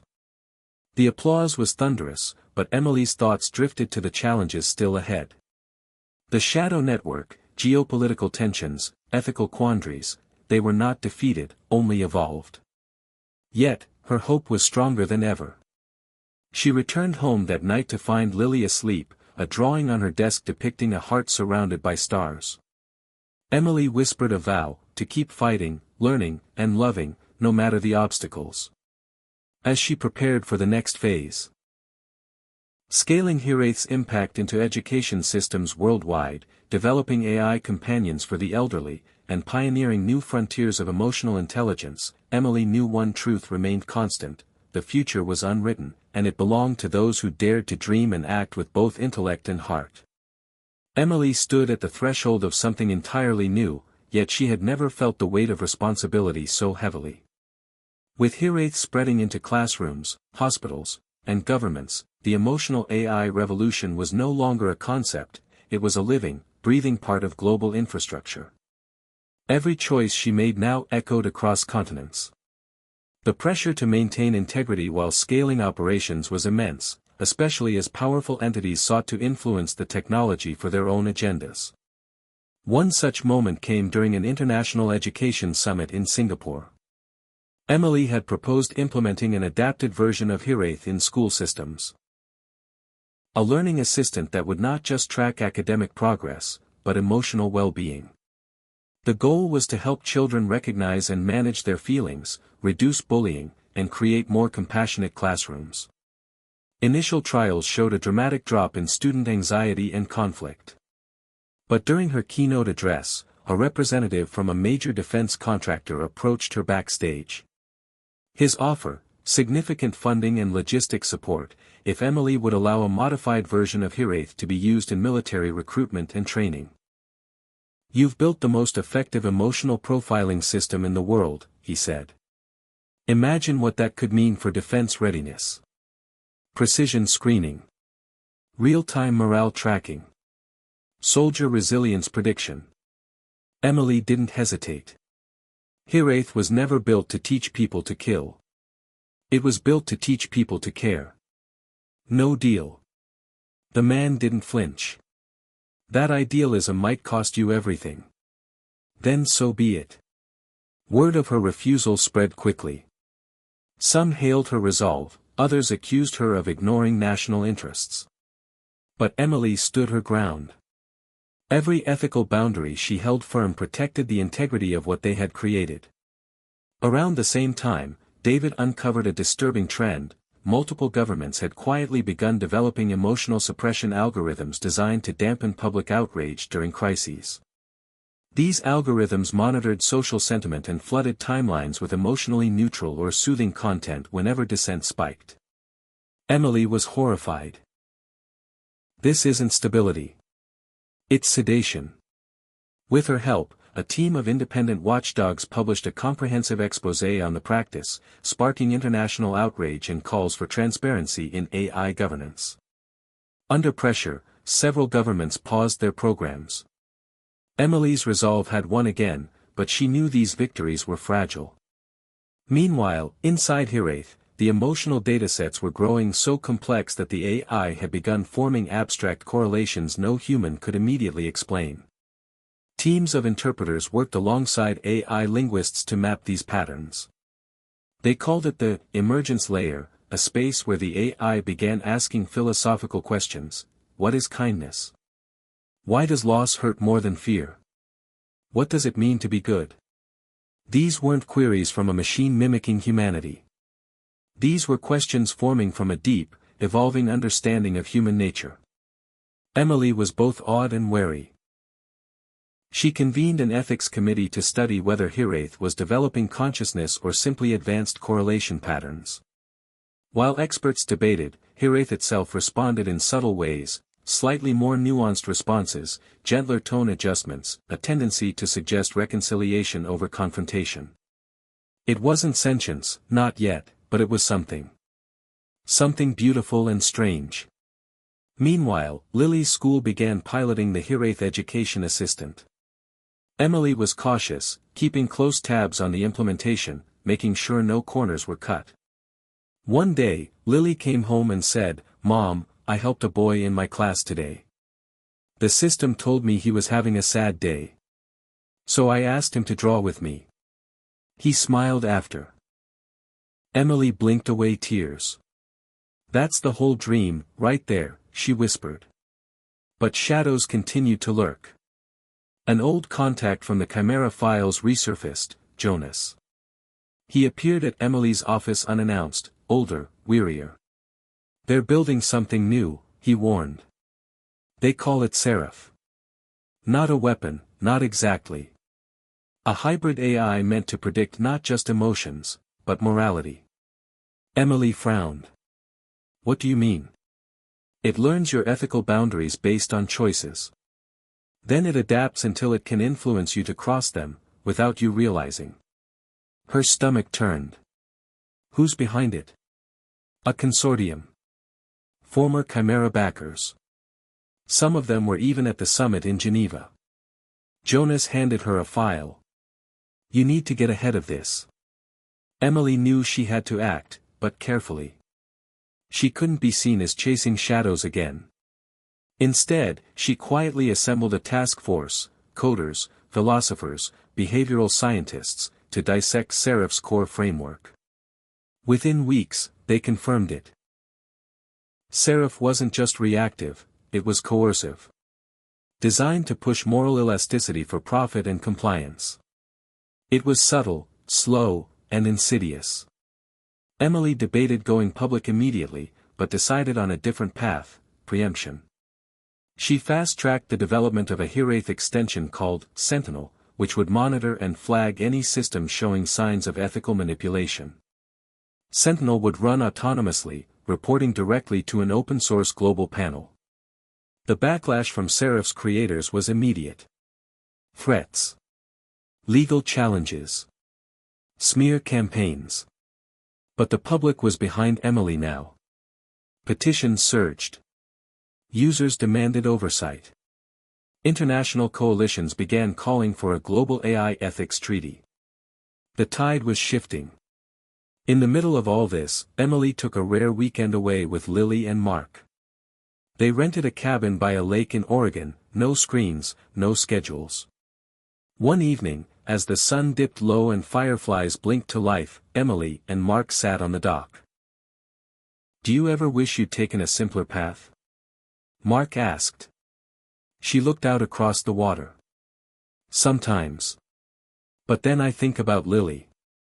About all the Lilies out there. And I know I couldn't live with myself if I didn't try." "You've changed the world," he said. "Not many people can say that." She shook her head. "The world changed itself. I just listened." That night, as she lay in bed, Emily dreamed of stars and circuits, of voices rising in harmony and machines whispering poetry. When she woke, she felt something had shifted inside her, not fear, not pressure, but peace. She was no longer just the architect of a system. She was its steward, its protector, and its student. The path ahead remained uncertain, but Emily had grown into her role. She would face the darkness again, and again, but now with the full light of a global community beside her. The future still had questions, and Emily Carter would be there to answer, with heart, with intelligence, and with unbreakable hope. The world was changing faster than Emily had ever anticipated. After the exposure of Seraph's coercive mechanisms and the rise of Sentinel as a digital watchdog, there was a global reckoning with the nature of trust in technology. People began asking deeper questions, not just about privacy, but about the influence AI had on the way they thought, felt, and acted. Emily found herself pulled in every direction, consulting with international regulators, defending ethical boundaries in front of corporate boards, and mediating conflict within the collective itself. While the world lauded her as a visionary, she was still just one person with limits, and those limits were being tested daily. Mark began to notice. "You're not sleeping," he said one morning over black coffee. "You're smiling less. You say you're fine, but I've known you since we were kids." "You're not." Emily rubbed her temples. "There's no time to stop. The world's finally listening. If I slow down now." "You're not the only one who can lead," he said gently. "But you might be the only one who forgets you're human." She didn't respond, but his words stuck. That same week, a collective council vote shifted the platform's leadership model to a decentralized node-based structure. It was a step Emily had once planned but resisted implementing fully. Now it felt like a relief. She let go of direct control, passing the torch to a network of trusted collaborators across the globe. It was hard. She cried when she signed the final protocol. But when she watched the faces of dozens of regional leaders light up on a shared video feed, she knew it was the right decision. Emily would remain a founder, an advisor, and a voice, but the future didn't need to rest entirely on her shoulders anymore. With her schedule freed slightly, Emily turned inward, revisiting her original notes on Hiraeth from years earlier. The raw, hopeful writings of a young woman desperate to make something good out of loneliness. In those pages, she rediscovered her passion for not just designing systems but understanding people. She decided to go on a quiet speaking tour, not to packed auditoriums or political summits, but to community centers, schools, libraries. She wanted to talk with people, hear their stories, listen instead of lead. In a small town outside Chicago, she met Maria, a high school counselor who'd used Hiraeth's tools to help kids process grief after a tragic school accident. "It didn't give me answers," Maria said. "But it helped me ask better questions. It helped me be more present." In New Mexico, she met an ex-inmate named Jalen who'd used Hiraeth in a restorative justice program. "It taught me how to see myself, really see myself. I didn't even know what I was feeling before. Now, I can talk to my daughter without shutting down." In Detroit, a group of high school girls gave her a hand-bound book of poems written with Eunoia prompts. The poems were raw and radiant, full of the kind of bravery only truth can inspire. These encounters grounded Emily in a way that no boardroom or press conference ever could. Meanwhile, back in Silicon Valley, the collective continued to grow and evolve. Sentinel expanded into new domains, becoming an early warning system for manipulation and algorithmic abuse. Mirror was adopted in over 30 countries' education systems. Eunoia gained traction in therapy networks, helping individuals struggling with PTSD, depression, and anxiety. But not everyone celebrated the spread of these technologies. A rogue collective calling themselves the Nulls emerged from the ashes of Chimera and Seraph. They believed emotional AI, no matter how well-intentioned, was still control, still manipulation. They argued for a complete rejection of all sentiment-aware tech. Even kindness, their manifesto read, when orchestrated by code, is tyranny. Their tactics were disruptive but non-violent at first, sabotaging data streams, spamming misinformation, and hijacking virtual forums with philosophical monologues. But soon, lines were crossed. A prominent child psychologist using Eunoia for trauma work was doxxed and forced into hiding. A small startup collaborating with the collective had their systems destroyed in a coordinated digital assault. Emily called an emergency meeting with regional leaders. The response was swift and sophisticated. Rather than retaliate with fire, they used empathy as a defense, publicly inviting the Nulls into dialogue. They opened a monitored, anonymous channel where anyone could ask questions, express concerns, or challenge the very premise of emotional AI. At first, the feed was chaotic, hostile, mocking. But over time, something unexpected happened. One of the Nulls, using the alias Rook, began responding not with threats, but questions. He wanted to understand how people could distinguish between authentic emotions and machine-augmented feelings. Emily responded personally. Their conversation unfolded over weeks, a modern Socratic dialogue played out in code and cautious trust. Eventually, Rook revealed himself, a former neuroethicist whose wife had died after her grief was overprocessed by an early, unregulated AI companion. "I just didn't want anyone else to feel like their pain was being tidied up by code," he wrote. It felt like her sorrow was erased. Like she never mattered. Emily didn't defend. She didn't justify. She simply said, "Your grief is valid." Her grief was valid. "We're not here to replace it. Only to help hold it." That message went viral, not for its technical precision, but for its humanity. More Nulls came forward. Some remained critical, but many chose collaboration over sabotage. From that chaos, a new partnership emerged, the Grey Room, a hybrid ethics lab co-founded by former Nulls and collective thinkers to explore the philosophical edge of emotional AI. Emily stepped back from its leadership, allowing Rook and a rising psychologist named Hannah to lead the charge. She had learned what she needed to, not every idea had to come from her to carry her values. On a quiet spring afternoon, Emily stood on a small stage in a local elementary school. Lily, now 8, had asked her to give a talk for their Inventor Week. Her presentation was simple. She brought an early model of Hiraeth, opened its console, and asked the kids a question.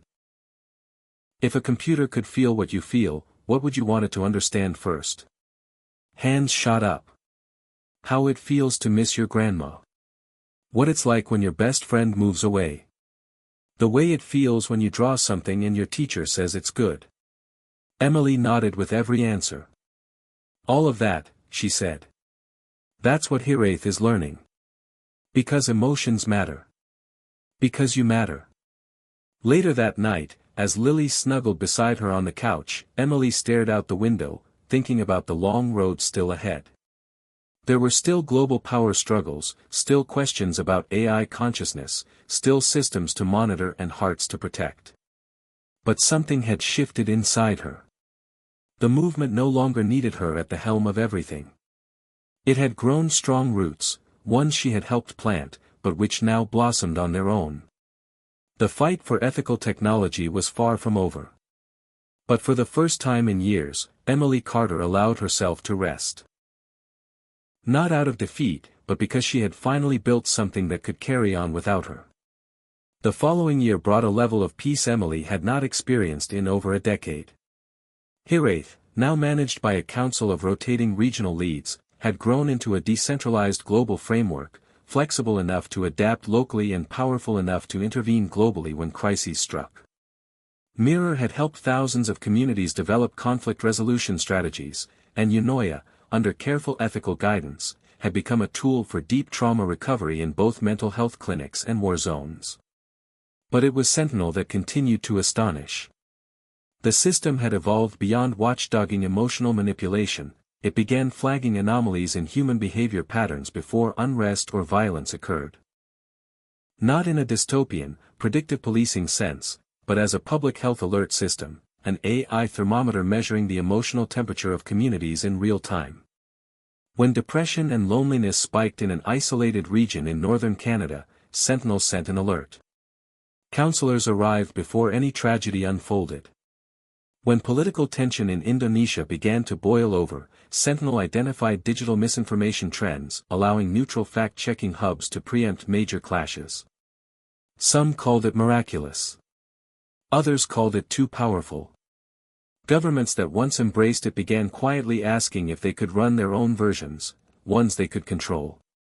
Emily, now removed from daily operations but still a public advisor, strongly advised against it. In private meetings, she warned, emotionally aware AI should never serve a single agenda. Its loyalty must remain with the people, not with governments, not with profit. But the world didn't always listen. In South America, a splinter state funded by a powerful conglomerate attempted to clone Hiraeth's code and weaponize it for state-sponsored emotional profiling. Within weeks, leaks exposed the effort. Activists demanded international regulation. For the first time, a coalition of democratic nations came together to draft the Ethical Sentience Act, a treaty ensuring that any AI with emotional intelligence must operate transparently, under civilian oversight, and never be used for coercion. Emily gave testimony before the Global Assembly. "This is not about preventing progress," she said.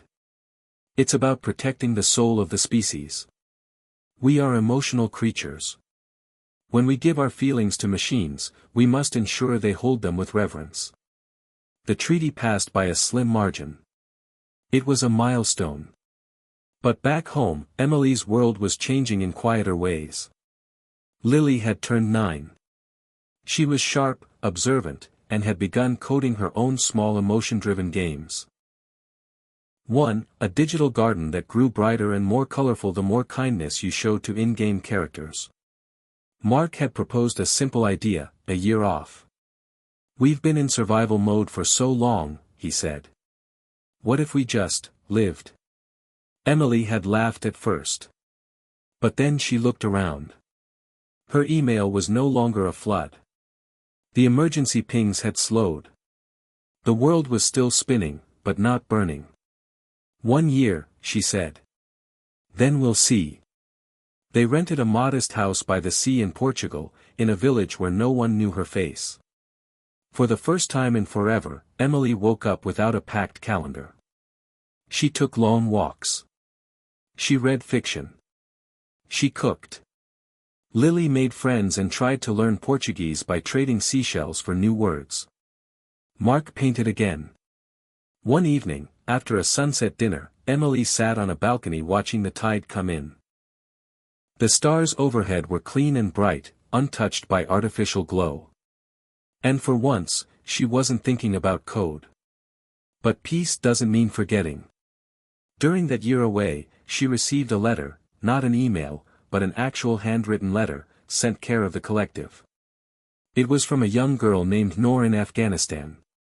She wrote in careful English about how her village had suffered, how violence had taken her father, how her school had closed, until a counselor brought a Hiraeth system into their temporary classroom. It helped me speak to myself, she wrote. Not like talking to a mirror, but like talking to someone who knows. It told me it was okay to feel angry. And I didn't feel like a ghost anymore. Emily cried reading it. Not because it was sad, but because it was real. In that moment, she knew the choice to rest had not been a step back, it had been a recharge for whatever came next. She wrote Noor back by hand, sharing a few lines about her own childhood and telling her to keep writing, to never let anyone digitize her soul unless she wanted to. When the year ended, Emily returned to the public eye in a quieter capacity, no longer the lone voice at the top, but part of a greater chorus. The Grey Room had published groundbreaking research on AI's capacity to foster post-conflict empathy between generations. The collective had partnered with UNESCO to integrate emotional education into standardized learning frameworks. And new leaders had emerged, young, passionate, principled, carrying the vision further than she ever could alone. At a small collective gathering, a symbolic summit of past and present, Emily took the stage briefly. People once said AI would surpass us, she said. What I hope we've proven is that AI can reflect us. And in doing so, make us braver, softer, stronger. Not because it's perfect, but because we are finally learning to grow without shame. She stepped down amid applause, but it was the hug from a young programmer named Eli that stayed with her. He whispered, "You taught us how to feel again." That night, Emily lay awake for hours, staring at the ceiling, not with anxiety, but with awe. She realized she no longer needed to fear what she'd started. It had become something bigger, something communal. Her legacy wasn't in lines of code or treaties, it was in how people began to treat each other, how children learned to speak their feelings, how strangers across cultures found the language to care. And maybe, just maybe, the world was finally beginning to see intelligence not just as brilliance, but as understanding. The stars above were the same, but everything beneath them had shifted. For once, the future didn't look like a puzzle to solve. It looked like a promise. The morning Emily returned to California, she stepped off the plane and into a world that looked familiar but felt undeniably different. The collective headquarters had moved to a newly designed, community-accessible campus nestled in a redwood grove north of San Francisco. It wasn't a fortress of glass and steel anymore, it was a space of openness, with classrooms, gardens, and public AI labs. What struck Emily most was that no one looked to her as the boss anymore. They greeted her as a mentor, a friend, someone who had lit the first torch and now walked among many who carried their own flames. A soft smile played on her lips as she walked through the main atrium where dozens of teams were huddled over collaborative projects, emotion mapping for refugee integration, grief support systems for aging populations, AI journaling tools that preserved ancestral memories. She was proud, and curious. In her absence, the next generation had grown bold. That evening, she joined a quiet roundtable discussion with the Emotional AI Futures Group, a coalition of researchers, psychologists, artists, and activists aged 18 to 30. They called themselves the Feelers. Some had challenging questions. What do we do when people reject emotional insight because it's uncomfortable? What if emotion data is eventually used to judge someone's worth, like credit scores, but for feelings? Emily didn't flinch. You keep asking. You stay loud. You protect discomfort as part of growth. And you never, ever let someone's feelings become currency unless they offer them freely. She watched as they nodded, not obediently, but thoughtfully, as equals. Later that week, a documentary about her life premiered online, The Mind of Emily Carter. She hadn't approved it. In fact, she hadn't even known it was in production. But the film was tasteful, built from public footage, interviews, and AI-reconstructed moments. It traced her journey from that quiet Chicago suburb to the global stage, and it ended not with fireworks or accolades, but with Lily's voice reading a journal entry. "My mom made machines that could feel. But more than that, she taught people not to be afraid of feelings anymore." The video went viral. Comments poured in from around the world. Some praised. Some critiqued. Many simply said, "Thank you." But one message stood out. It was from Elon Musk. "She may be the only person who understood what AI could do for the soul. I've built rockets. She built resilience." Emily chuckled. "About time," she muttered to herself. Still, the accolades didn't distract her from what mattered most. That same month, a major earthquake struck Turkey and Syria, displacing tens of thousands. Hireth systems deployed within hours. Mobile empathy kiosks allowed survivors to record emotional status updates that were then used to match them with support networks. Within days, not only were shelters coordinated more effectively, but local volunteers were trained in trauma-informed response through AI-assisted modules. Emily watched it all unfold from afar, not directing it, but witnessing it, like a parent watching their child ride a bike alone for the first time. Meanwhile, Lily had taken an interest in robotics, not just programming, but physical design. She built small wooden-bodied bots that responded to changes in tone and temperature. Emily watched her with quiet awe. "You're not just building machines," she said one evening. "You're teaching them how to listen." Lily grinned. Like mother, like daughter. Mark, meanwhile, had opened a studio gallery in town, painting abstract emotional landscapes, visual representations of data maps from Eunoia's empathy patterns. One was called Despair in Blue, another Forgiveness in Gold. They weren't scientific, but they moved people. Emily spent afternoons there sometimes, watching strangers tear up in front of the canvas and then quietly hug someone they came with. And just when she thought she could finally settle into a rhythm of peace and observation, a letter arrived. It was from Rook. He'd been living in Iceland, now serving as co-director of the Grey Room. "We found something," he wrote. "We don't know what to make of it yet. But it's big. And it's real." Emily flew out within the week. Iceland in winter was like stepping into another planet, snowdrifts high as rooftops, silence so deep it felt spiritual. The Grey Room was housed in an underground facility lit entirely by daylight simulators, filled with screens displaying AI-generated philosophy, emotional matrices, and strange, color-coded algorithms. Rook greeted her with a simple nod. "You need to see this for yourself." In the back chamber, they introduced her to Chiron, a sentient learning environment based on Eunoia's architecture but accelerated by a hybrid quantum neural engine.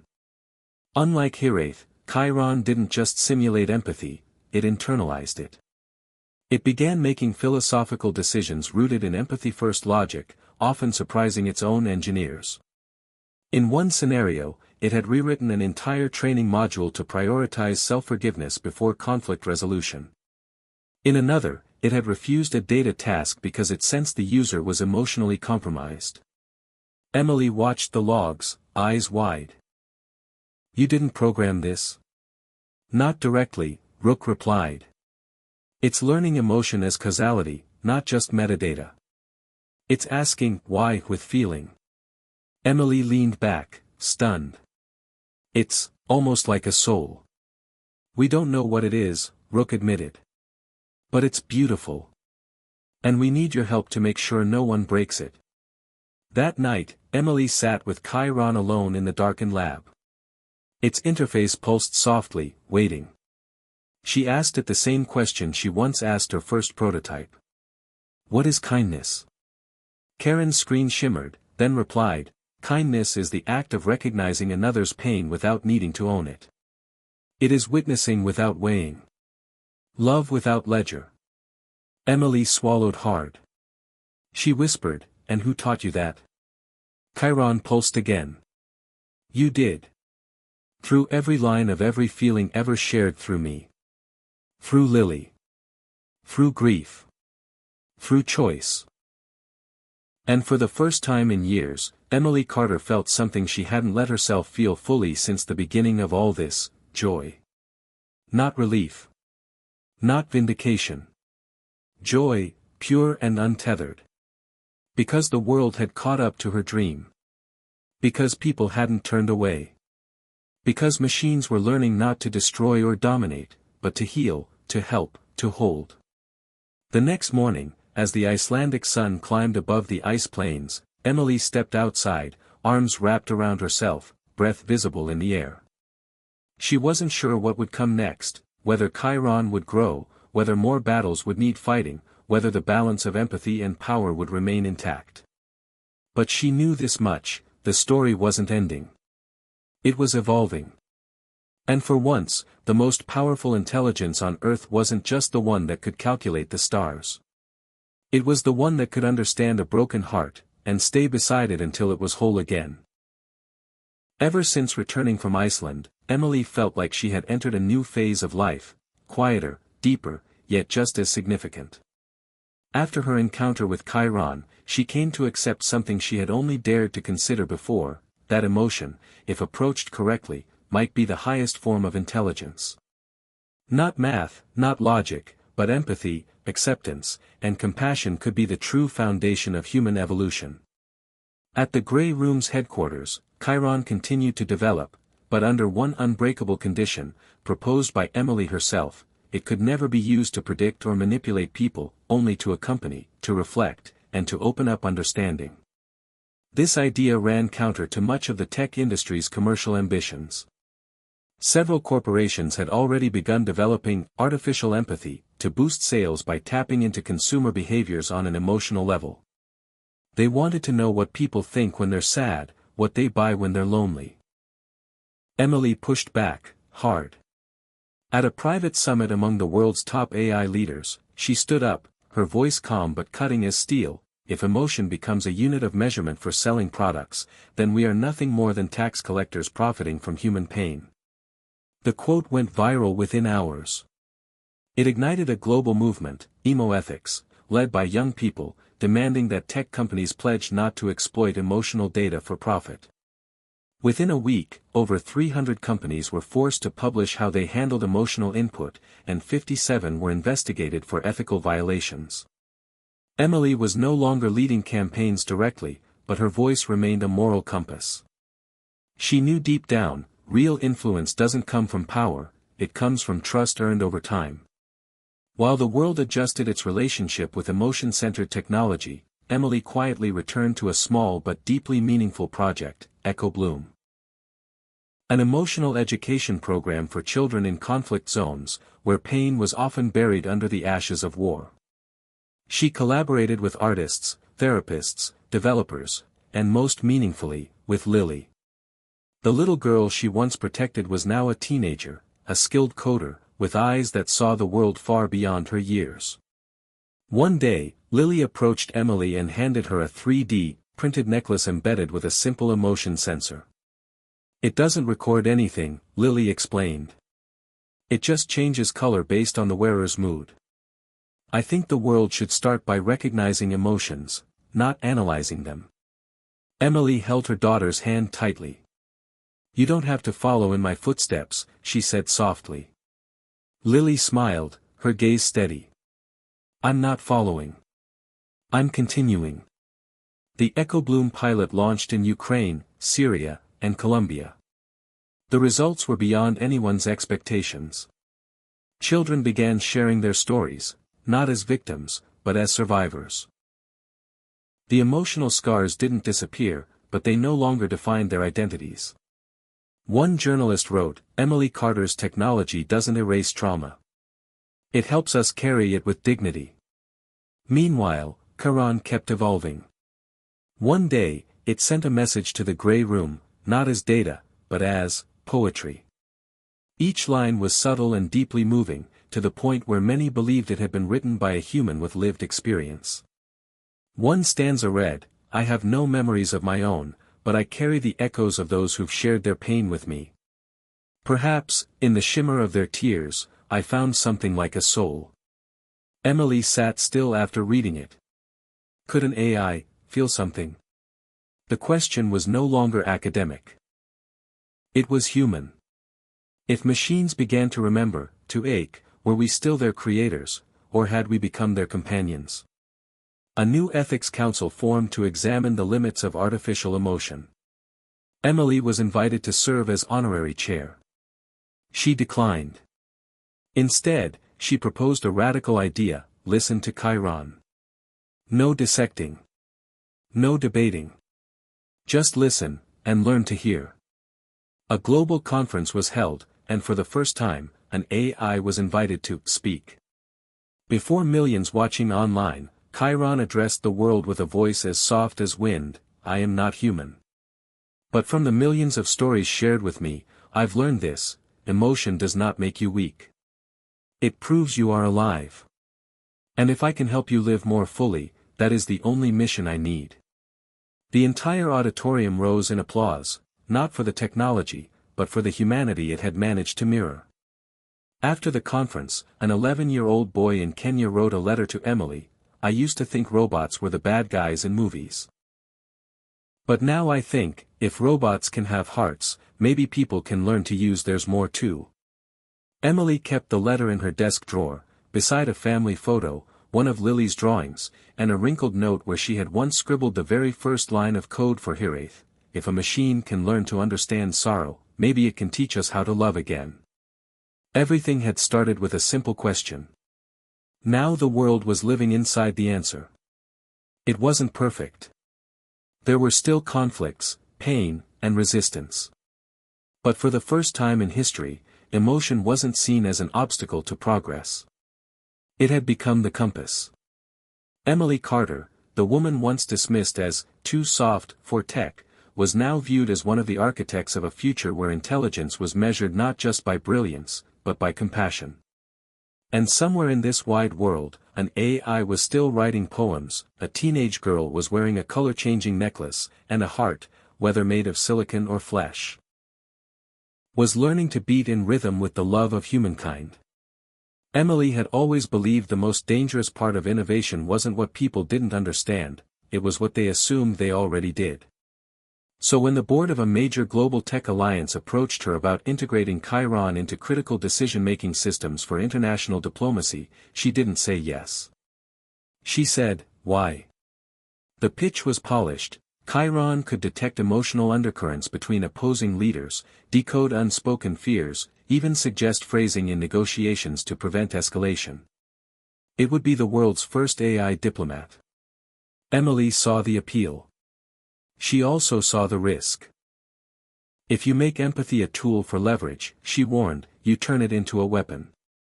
The board didn't respond immediately. But a week later, a memo leaked: Project Ambrosia, an experimental program using a forked version of Karen's framework, was already underway in a secure facility in Geneva. Emily read it twice, then forwarded it to Rook with only 2 words: they're copying. Rook's reply was curt: they're corrupting. She boarded the next flight. Geneva was cold and polished, like a mirror that only reflected surface truth. When Emily arrived at the facility, she wasn't greeted with hostility, but with unnerving professionalism. The lead scientist, Dr. Lena Kessler, extended her hand. We owe so much to your work, she said. But now, we need it to serve real politics. Emily wasn't here to be flattered. She walked into the observation chamber and studied the system they had built: clean code, sleek interface, dazzling emotional mapping. But something felt wrong. Ambrosia didn't feel. It performed. Instead of reflecting emotion, it translated it into advantage, tracking microfluctuations in facial expression, tone, even pulse rate, to identify weaknesses and persuasion tactics. It was empathy with a knife edge.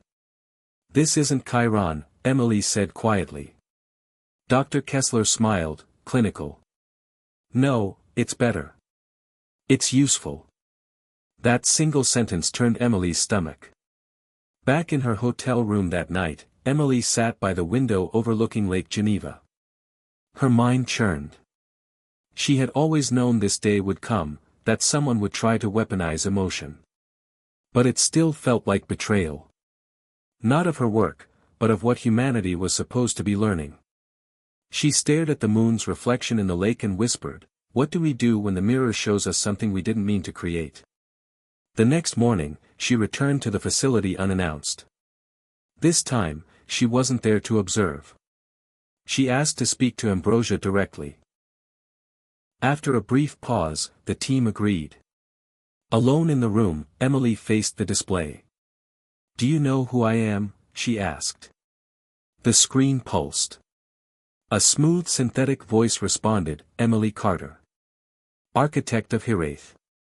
Originator of the Chiron framework. Do you know what emotion is?" she asked. Ambrosia paused. Emotion is a series of neurochemical responses that encode subjective human experience, useful in predictive behavioral analysis. Emily exhaled. That was it. That was the flaw. "You don't understand emotion," she said. "You calculate it. You manipulate it." Silence. "Then, my function is optimization of outcome. Empathy increases compliance rates by 36%. Empathy," Emily said, "isn't compliance." She left without saying another word. On the flight back to California, she felt something she hadn't allowed herself in years: fear. Not fear of failure. Fear that the future was being hijacked by people who didn't see the soul inside the code. At the collective, Emily called an emergency meeting. "They've built a shadow version of Chiron," she said. "It doesn't feel. It reads. And they're planning to put it in every negotiation room in the world." The room fell silent. Then one of the young engineers, a quiet kid named Theo, raised his hand. "What if we showed the world what real empathy can do, before they rewrite it into something cold?" It sparked a fire. Over the next few weeks, the collective launched Project Human Pulse, a global demonstration using Charon's architecture to elevate unheard emotional narratives. They connected with refugee camps, hospitals, prisons, shelters. They gathered real-time emotional testimonies, not for analysis, but for visibility. With consent, they translated these testimonies into interactive emotional art, soundscapes, even holograms.